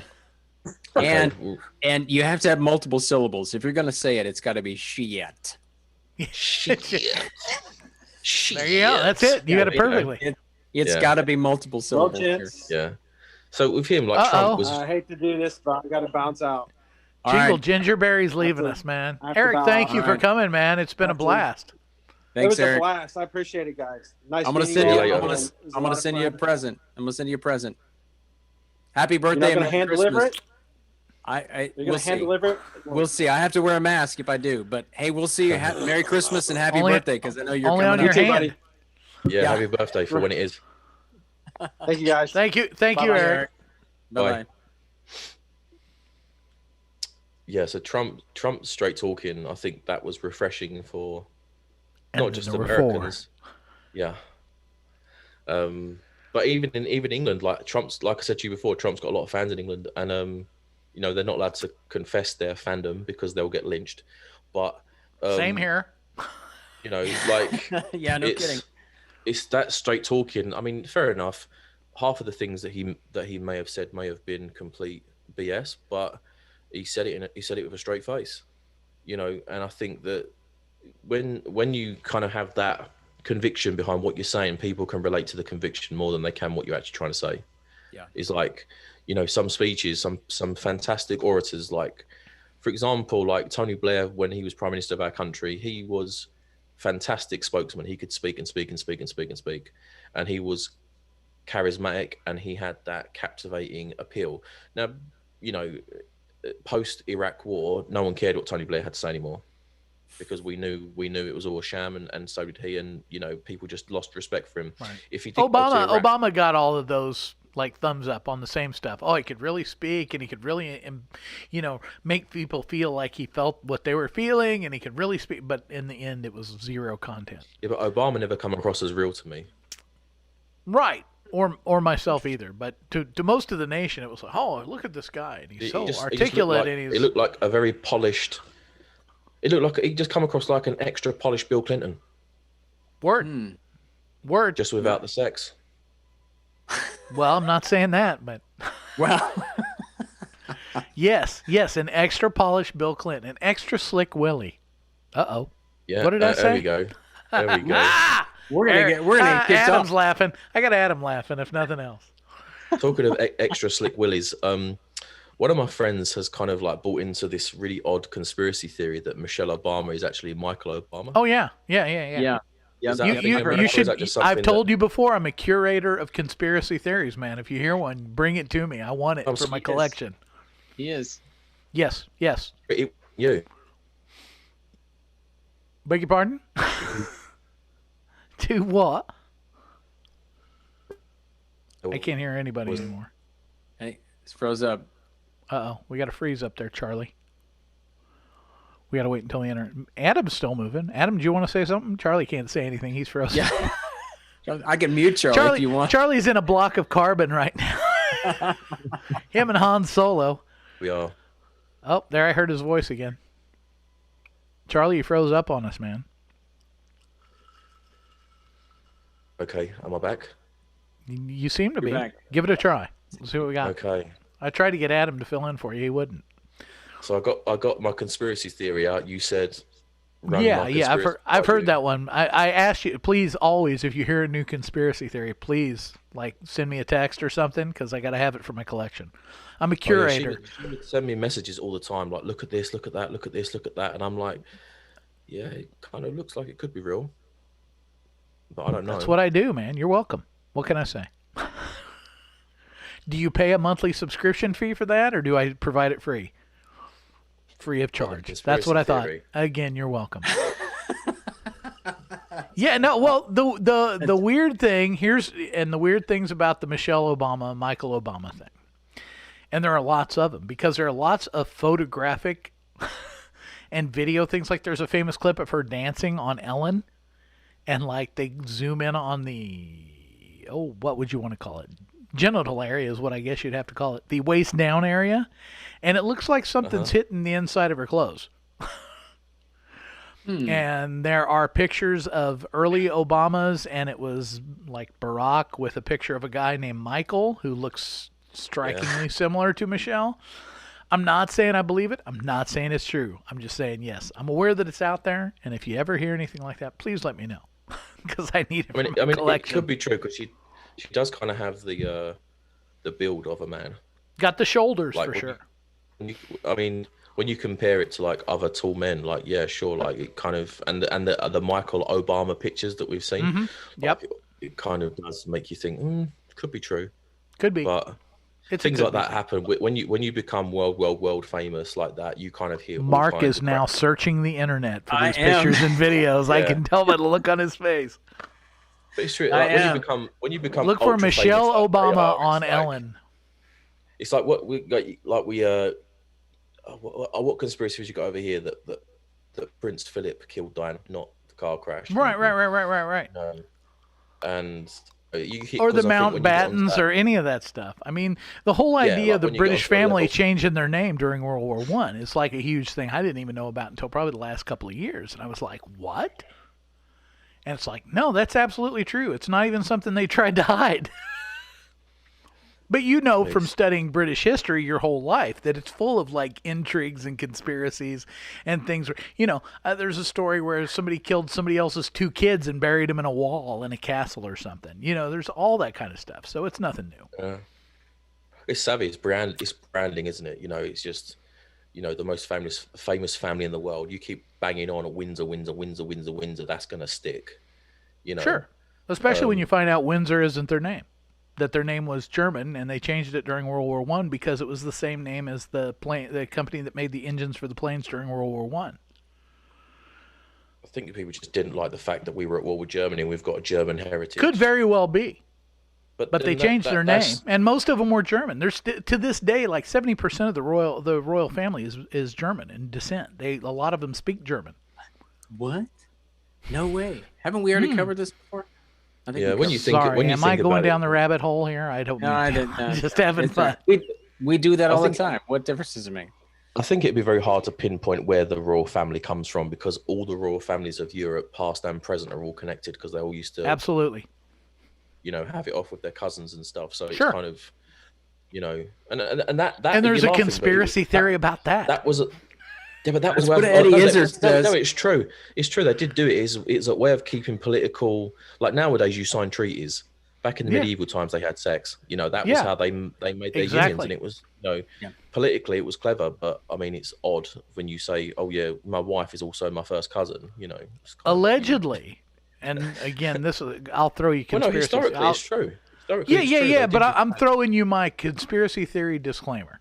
I'm going to say this, and I'm going to say this as part of a conspiracy theory. So if it turns out to not be true, nobody comes back and sues me or demonetizes my videos. But they're not monetized anyway, so it's not a problem. Wait a minute. You got your videos monetized? Wait a minute. Hold on here.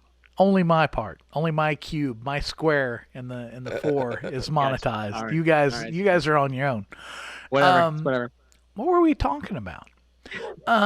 You're just conspiracy theory disclaimer. You English people, and your queen, and they changed their. That's not what I said. Don't do it that way.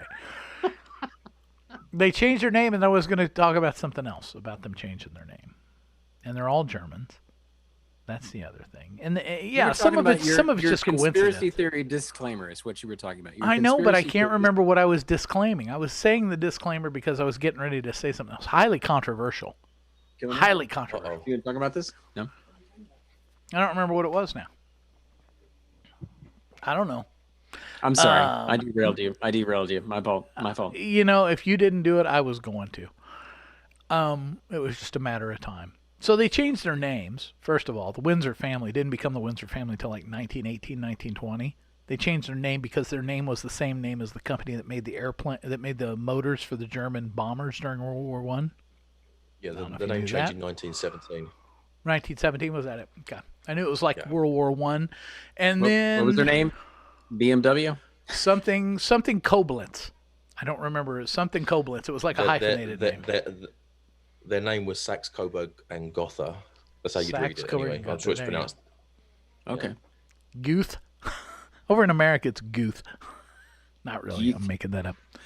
I'm being facetious now because I had. I never would have predicted that. That's fake news. That's fake news. You're leading people astray. I'm done. Stop. If you guys aren't going to let me do fake news, I'm done. I'm out. Listen, we don't need you if InfoWars is still on. Nobody needs me. That's the whole point of this entire thing, Charlie. If you haven't figured out the theme of Gentlementors yet, it's that nobody needs me, and we're trying to. Here's the real story of Gentlementors. Let's find something for Doug to do. No, I need you. This is what I do. I need you. Look, he has no talents or abilities. Let's see if we can make him an internet famous person. I have scotch, and so do I. What you should do is you should go onto Infowars.com and then just reproduce all the videos that can no longer be shown on YouTube because Alex Jones got banned. Don't be hating Alex Jones, man. I'm not. I like Alex Jones. He's very entertaining. He is. Are you gonna floss your teeth? I just did. I ate nuts, and now they're embedded in my teeth. Live video on YouTube that's throughout the world. We're all friends, aren't we? Come on. If you came up to me and were like, "Hey man, my back itches. Would you scratch my back?" I wouldn't be like, "Sure, I would," but I'm not gonna floss your teeth. No way, dude. You're on your own. I'm not. That's something you do in your bathroom. I have an irritating tooth in the back. It had a piece of a nut caught in it. I flossed it real quickly. I tried to make it cool and under the wire, and my friend who was co-hosting with me called it out so that everyone would notice. Yes, I did it. I'm guilty. Can we talk about this royal family for a minute? Can we talk about these people, these C words? Oh, you can't say that. I can. I done fought a revolution to get rid of them people. I say whatever I want. Listen here, you queen lady. You need us back. You need us back. You need it. Yes, we need you back. Please. Yeah. I hate my videos like what I see for this whole thing. What I really wanted to pitch was this idea that you would put the garland back on, and that you would be like, "I'm Charlie, your conservative candidate." We could work out like a theme song for you and stuff, and you could wear the garland, and it would be kind of like you said, like a real conundrum for conservatives, because it would be, I'm your conservative candidate, but yet the signals are saying I'm not necessarily the typical conservative. So I don't know. It was Well, just I'm nowhere near the typical conservative. Nowhere. well, near. that's what I'm saying. I was giving you the whole sales pitch for how to market your campaign, but you guys probably don't do that there because you said you stand for office. That's more importantly, what did you just down? What did you just down in your drink? Me? Yeah, Charlie? Charlie. No, Charlie. Well, Charlie's- it wasn't alcohol, unfortunately. I might get one. He actually. don't I might drink. Get a drink. No, you don't drink. I might get one. Somebody's got to be sober here. Look, Charlie. What's the time where you are now? 5, 6? No, 9. 7, 8, 9 I don't p.m. know. 9 p.m. It's on 9 the button. Oh, 6 hours back. Okay. 6 hours backwards. Yep. Yeah. So it's 3 o'clock in the morning now. I may as well have a drink, you know. Exactly. If you're not having one now, it's your own fault. You might as well. Although I'm about. No, that was actually what I was drinking was a thing called Relentless. I don't know if you have that in America, but it's like a tastier version of Red Bull, I think. But It don't take much. We've got a lot of Red Bull like derivatives that are way more flavorful. Red Bull's pretty bad. Yeah. In my opinion. Yeah, I mean, I kind of like it for the taste. A lot people say to me you shouldn't drink it because it's obviously full of sugar and it's caffeine and blah blah. But if they made like a sugar-free version with the same taste, I'd drink that. But they don't. At least I've not I seen get any. the Rockstar is what that I like here. Oh, yeah, I don't and they like have that. sugar-free version of that. No. You have Monster as well. Monster, do you have that as well? Yeah. Monster very similar to Rockstar. We have Monster. Yep. Yeah. We went from Star Wars to politics to energy drinks just in that quick of. Or we have. I wish I could remember what I was. Wish I could remember what I was going to say. Well, I think you were trying to dress me up in tinsel and make me sing for my political. Yeah. campaign. I settled for that because I couldn't remember. I was going somewhere with the Queen and the name change and all that stuff, and I can't remember where I was going. It probably doesn't matter because you guys are far more qualified than me. Name and I'd win. You were going somewhere with the Queen. Oh, come on, Blinky Toffee Nut. Toffee Nut? That could work. Blinky but, Toffee you Nut. know. I think that's good. Adam Brimson, that's also a really good elf name.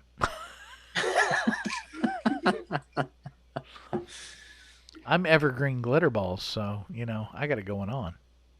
Glitterballs. See, Adam, I know you're like very much like anti.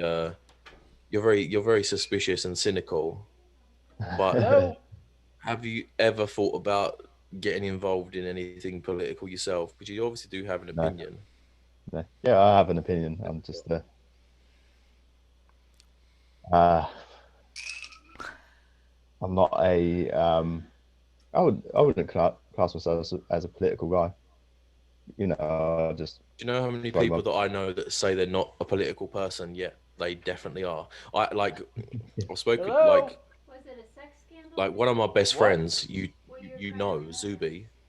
Yeah. Oh, I don't think so. And for years he said to me, "I'm not political. I don't think I talk about politics. I don't." And I said to him, "Thank you, dude. Everything you talk about is politics, pretty much." Right, everything's politics now. That's the thing. But he kind of like hides away from it. He's like, I'm not really into politics. Like, I'm not really looking for that. But I guarantee you, at some point in his life, guarantee it, he'll stand for someone or himself. Yeah, without a doubt. But we'll see. I reckon you might give it a shot. You might get fed up with the system. You might want to create your own. I just, for me, I think for me, the message is personal responsibility, which is kind of hard to kind of stand there and tell other people to be responsible for themselves. Do you know what I mean? Because Right. Okay. Yeah. To be. Do you guys follow Jordan Peterson at all? Oh yeah, I love him. Yeah. Yeah, I love him. Sexually? I've actually got his book. Like dirty? Like you want to get naked There we with go. him? Does that come up? You really do have the book. Thumbs up. I do. Nice job. Yeah. Yeah. JP all the Yeah. way, man. I love JP. I was just Again, kidding about the sexual part. What a shame. He's obviously like a free thinker himself. Like, and I feel like he gets a bad rap because he doesn't go with what the media want him to talk about. Well, yeah. That one interview he did with, and you'll know the lady's name. I don't because she's BBC, but Newman. yeah, that's You're quite muted. quite an interview. He knows. He's talking to his wife. That's why he keeps I thought you were looking talking over to the us. side. His wife is going, "It's past 8 o'clock." We can't hear you, so I'm going to keep making fun of you. You can deep and wide. No, that's what it is. His wife's at the doorway going, No. Yeah, it is. No. Yeah, it is. Come on. No, my son and I were admiring Adam's painting of the Joaquin Phoenix Joker because my son is a huge Joker Get him Batman. up. Adam, what are you doing on here, man? Get up some of your paintings and show them to us. So show that, we were looking at that. Show that Frank Sinatra, man. I love that thing. I love the Frank Sinatra too, but my son doesn't know really who Frank Sinatra is. But he was looking at the Joker and the Batman, and yeah, you can see he's clapping. He is entranced by your talent, so it's phenomenal. Yeah, do you have some paintings you could show us there, or would that be too difficult? They're in the other room. I don't have any. Wow, all the way in there, huh? Well, we were looking at them online, and they're phenomenal. So make good Christmas presents. I just don't know if you could ship them to us in time. What's the price on the Sinatra there, Adam? I can't remember what the price was. It says, well, the Joker is 65 pounds, which is about what? Which That's is like about $3. $80, $3 American? $93. I'll take it with $3. 95 That pounds was a for joke. Frank. 95 pounds for Frank, so that's about what, 120, 130 bucks, something like that. Something like that. It's well worth it. It's good. The Batman is phenomenal. Yeah. Yeah, man, you got some serious talent, man. That is great. Absolutely. How long did it take you to learn to be an artist? I mean, I'm trying. 3 not to talk days. He rubbish. learned it in 3 days from Bob Ross. I mean, like, what was the motivation, and then the passion, and then it come because like. Tell us about your art journey. Yeah, exactly. Yeah, because when I first started singing, I was terrible. Like, for real, I was a disgrace to music when I first started. And so, now he's only half a disgrace. Yeah, now I'm barely listenable. Yeah. So when it comes to like art, Hey, I was listening to your stuff on Spotify. I used to be a singer, and now I'm a DJ. What does that tell you? It tells me I diversified my income, motherfucker. That's right. That's fantastic. You monetized. Yeah, exactly. Come on, Adam. Tell us the story, man. Where'd you come with this art thing? As a kid, you were really interested in art. You loved it a lot, and over the years, you've developed your skill. As a kid, yeah, but I never painted until maybe about 4 years ago. Wow. What? No, that's not fair. Yeah. That's mad. Shut that kid up. I've always Somebody hit that kid. I've always kind of done a bit of drawing, but then I kind of I never really pursued it, and then it wasn't until sort of 4 years ago, maybe 5 years ago now, that I started painting. And then my stuff was quite different when I first started, and it wasn't until sort of about a year later. No, maybe where are we now? Maybe about 2 years ago. Golly, a whole 2 years, huh?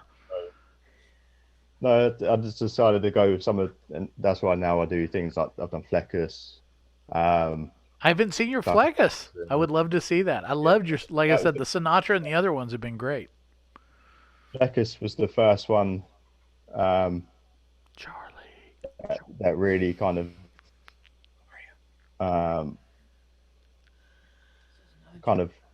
kick-started like my painting, really. I don't know if I can share you the. You can show us anything you want. It's on you if it's convenient or not. I mean, if it's not convenient, that's cool. Link you to my Instagram page. I'll show you my. That would be great. Why does Mario have a gun? Oh, it was just the going with the theme of the painting. All right. I like it. So you were drawing, and then one day you just decided, like, I'll paint, and so you painted stuff, and then it worked out. Yeah. It was all great. I mean, I wouldn't be surprised, but for years, I kind of I've always been quite interested in creative kind of things. I did sort of a little bit of music and that when I was younger. And about 4 years ago, I just wanted to try something else. And I was kind what did you start with? I'm sorry. Go ahead, finish. I'm sorry, I interrupted you. Yeah, no, I was going to say, I was kind of inspired by different things. So it was, I don't know. I was really just trying to come up with like ideas to things to like paint. But that's where kind of it wasn't really getting me anywhere. So then I thought to myself, there seems to be like I don't see many people doing like paintings for kind of conservative kind of people that I'm interested in. So I was watching Fleckus and things like this. So I thought to myself, you know, I'll paint them and kind of like reach out to them and see if they like it. And Fleckus was the first one that I painted, and I kind of like linked it to him. I thought to myself, you're probably never even going to see it. And then literally like the next day, he'd already kind of like shared it and messaged me. And oh wow, yeah, that's great. I saw. Did you see his video today that he put out? It was freaking hysterical. Yeah. I just found a picture now. That's like I said, the one that really like it made me go, wow, I'd like to have that on my wall is the Sinatra one. Of course, I would go with the whole like Rat Pack thing, but you know, if you wanted to throw that together and give me a package price. But you do great stuff. That's amazing. I had a lot of friends that were great hand drawn. They were guys who would like look at the old Conan the Barbarian comic books and Sergeant Rock comic books, and would learn to draw that kind of stuff. And I was always kind of sad that they didn't go on and develop what you're doing. And you seem to be taking that a step further. There you got that link, Mark, in the chat. Oh yeah, yeah. Throw that on the on screen. This is Fleckus with the Fleckus painting. Really? That's outstanding. Yeah. He's a guy I admire a lot. I've never had any interaction with him, but yeah, I dig what he does. What he does? What he do? What he be doing? What he do? Very cool. That's cool. That's nice. Yeah. That's awesome, man. So that was like the first one. The first one I did, and then he was like the first person to actually kind of get back to me. Then I did a Ice Bay. You know who? Is and the next one was Zuby. We actually, I didn't. There you go. There's that Sinatra. Love that. We live in the same city. You hit me at a soft point, though. I just got through watching a Sinatra documentary on Netflix, I think, and it was awesome. I watched the making of what was the movie? The original movie, the Ocean's 11, Ocean's 8, or Ocean's 11. Ocean's 11. The original making. Was the original, of that, yeah. With the Rat Pack, with Sinatra and Sammy Davis Jr. and all those guys. Anyway, it was it was on Amazon. Yeah, it was very interesting. Very interesting. Charlie moved. He must be awake. You were frozen, or maybe you were just tweeting. I was on my phone looking at Adam's website, actually looking at some of the. Oh, okay. Yeah, no, I've been looking at it too. My son and I have wow. been looking at this incredible Joker here, Joaquin Phoenix cool. Joker. It's very good, and the Batman too, which we're big fans of. What does a typical painting take you to do, Adam? Hours wise? Just like guesstimate. You don't have to be exact. I think he's frozen. He is. Charlie, did you do that to Adam? Did you freeze him?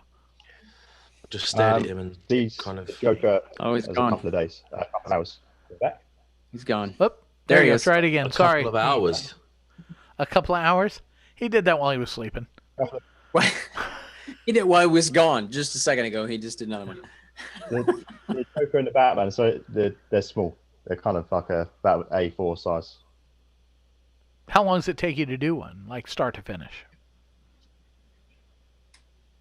It really depends. Like literally, I've got a That's the 1.5 wrong meter. answer. No. You need to say 80 to 90 hours per painting, at least. We want to maximize value here. I'm trying to help you, man, with this. Yeah. And change your name from Sax Coburg to. Don't listen to him. Don't listen to him. Don't listen to me. Go ahead and say what you were saying.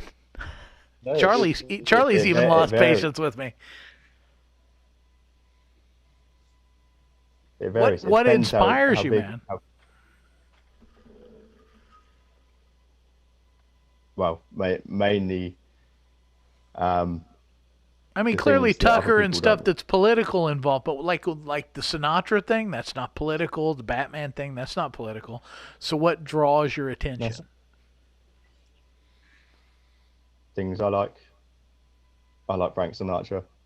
I like Batman. I like the Joker. I like Tucker Carlson. I like Fleckers. You know, for me, I don't want to get stuck in that kind of. I'm a political artist. I know that's kind of like Right on. how it started, but Not at all. but for me, it's important for me to paint things that I believe in or people that I enjoy. You know. Right on. What So speaks to your heart? if I win my election, will you do one of me? I'll do one of you. No, it'd just be like a poo emoji. I'm sure you'll probably send me that in the post. Wow. Look, I don't know. everybody has their own means of expression, man. I don't see any reason to like hate. You know, Adam can still do like a cool painting, and I'll do my poo emoji. You know, why can't we all have our own truth? I asked Adam about this before, didn't I? I sent you a message and I said if I want to do something that was because the election was supposed to happen this year, but it didn't happen because of COVID, so it got pushed back a year. But I already spoke to you, didn't I, about doing that? I don't know if you remember or not. But I want You something. talking to Adam? Kind Okay, good. Yeah. It's for you guys as well to listen to, but I was hoping that I would have got elected in May this year, and then I was going to have something really, ostentatious done to honour the fact, because Believe me, dude, if you get elected to something, we're going to do something ostentatious right here. Really? Paper mache. I'm going to do something paper mache for you. Yeah, we know a guy who's in an elected office in England. What are you going to do about that? Who's going to compete with that? Who's got that on their little YouTube show? I think I might. My first order of business will be to get on a flight to America. I think, win the election, and come and. I told you, son, bring it on. I'm shooting right here, Bring Central it on. America, right bring here in Adam the middle with of you. America. Bring We'll Adam go with you. We'll go shoot guns. We'll drink. We'll shoot guns. We'll get all American. We'll eat meats. Yes. Cooked over fire. We do that too, right? We eat meat as well, right? Yeah, but you don't like to cook it over fire. We do. Do you? My aunt had a fit with me about barbecue. Oh, I don't want barbecue. I don't want barbecue. It tastes like we tastes shoot like charcoal something- starter. Yeah, shoot How it, about then we cook shoot it. something with guns and then cook it over Then fire? eat it. And then eat it. Yes. That's a total drink it. experience. If you're Yes. not American after that, you never will That's be. it. That's all there is. Kill something and eat it. The American way. So your aunt doesn't like barbecues. Didn't you say to me before though that your aunt was a little bit snobby? She seems to me. I'm not English, so I don't know. I just have my experience with her, and she. Yeah. What would you want to say? Is strong in her opinions? That'd be the best way to put it. A ball breaker. Could just be that. Could just be. I know her sisters. I know 2 of her sisters who are not English, and they're very much the same. So it's hard for me to put it up to like a British thing. I wasn't saying that. I was just saying that maybe your aunt doesn't like barbecues because she's she doesn't like anything. Kind of like a refined lady. She's not refined. She just doesn't like anything. She's an old lady. She doesn't like. I should be careful. No, I shouldn't. She's not going to be on the internet. She's watching. No, she's not. She's a very, very, very sweet woman, and I love her dearly. But good for you. She's strong in her opinions. Yeah. I don't know any other way to say it. She believes what she believes. Yeah. Apparently someone made her what they told her was barbecue, and all she could taste was the charcoal starter. And I'm like, well, if that's what you tasted, that's not the barbecue. That should burn off. British experience. Yeah. Yep. You gotta let the charcoal starter burn off. It's got to be all the way gone before you introduce the meat. But we can. Do you want to discuss this? Food that fell on the floor as well. Like you have that if it falls on the floor. Not necessarily. You kind of look around and see if anyone's seen you drop it on the floor, and you think, "Fuck it, I'll just wipe it down and put it back on the grill." That's more like weenie roast etiquette, and a weenie roast is like the lowest possible common denominator for barbecue. That's where you just set a fire and people put meat on sticks and hold it over the fire, which that meat is usually like what we call like a hot dog. It used to be called wieners, hot dogs, but yeah, weenie roast is what we called it growing up. Weenie roast. You take a hot dog and put it on a pointed stick. And you hold it over the fire until it starts to turn kind of brownish blackish, and then you pull it off and stick it on a piece of bread and add ketchup and mustard. That's tomato sauce to you and me. I don't think sausages should go anywhere near a barbecue personally. Well, that's where you may be wrong, but I'll wait until you're here to discuss the ramifications of that when you get here. Every edible meat needs to be near fire. Yeah, I like that. I kind of feel barbecue, like if I was to do a barbecue, you wouldn't have sausages. You'd have steaks, chicken, lamb. It would depend. I could have anything in a barbecue. Anything beneath that, like pork in general is a bit. I'll eat it, but it's you know. Yeah, but I do a bacon, and I'll send you pictures if you'd like. Bacon wrapped pork loin that I'd smoke on my grill is kind of what I like to think heaven's going to be all about. That's saying something, considering that Jehovah's pretty much against pork. So I think I could serve it to Jehovah, and he'd go, maybe I was wrong on that whole pork thing. but that's good. So there are ways to do things, and there are ways to not do things. So we're gonna cut the tip of our penis or not eat pork. Which is it going to be? I'm gonna go with I'm gonna eat pork. And after you say no to the bacon, we'd like you to come over here to line 2, where we'll cut the tip of your penis off. What do you think about that? This sounds like a good religion, doesn't it? Everybody join in. Wear a little hat. No. Sorry, they didn't show up. So anyway, my son is over here. Amening. Does he have a question? No, he's just amening everything because that's a really downward spiral. That one, barbecue and everything. No. He's good. He knows some stuff, so let's go. This show on Netflix. I'm gonna tap out, but I'm gonna leave you on the call. So you're leaving? Really nice. Yeah, it's been really nice hanging out with you guys. I really appreciate it. Can you leave as the host and the rest of us stay? I'm just gonna mute and turn off my video and let you guys hang out. So what are you doing about your YouTube? Is that still on? Yeah, the YouTube's still I'm on YouTube because I'm running YouTube. I'm not in so charge it won't of that. Stop. Doug's As long as the Zoom call doesn't end, I'm still on. I'm not going to end it. I'm just gonna leave it and with the snow falling gently in the background. Yeah, let you guys take it from here. So well, I really I'm not gonna say appreciate anything, but chromosomally, I got a question where you're at. I'm just about ready for bed, so that's it. I mean, that's it. I don't. It was only like 9:30. I don't. You had 5 hours left. Last time. That's where I'm at. I'm sorry. Babies go to sleep later than you. I'm just going downhill from here. That's it. I'm just going downhill. I'm not gonna be contributing. I'm just gonna be like, So. Do you want a bedtime story or a bottle of milk or what? No. I'm gonna go eat some food and then I'm gonna go to bed. So. What kind of food? You guys, I think I got some leftover pork on a grill. Yes. Grilled pork. Grilled pork. The other white meat. The other white people. So, Adam, it was so good to meet you. I love your stuff. I really appreciate you hanging out with us here tonight. And Charlie, we'll talk to you soon. Speak to you later on. Have a nice sleep. All right. Thanks, guys.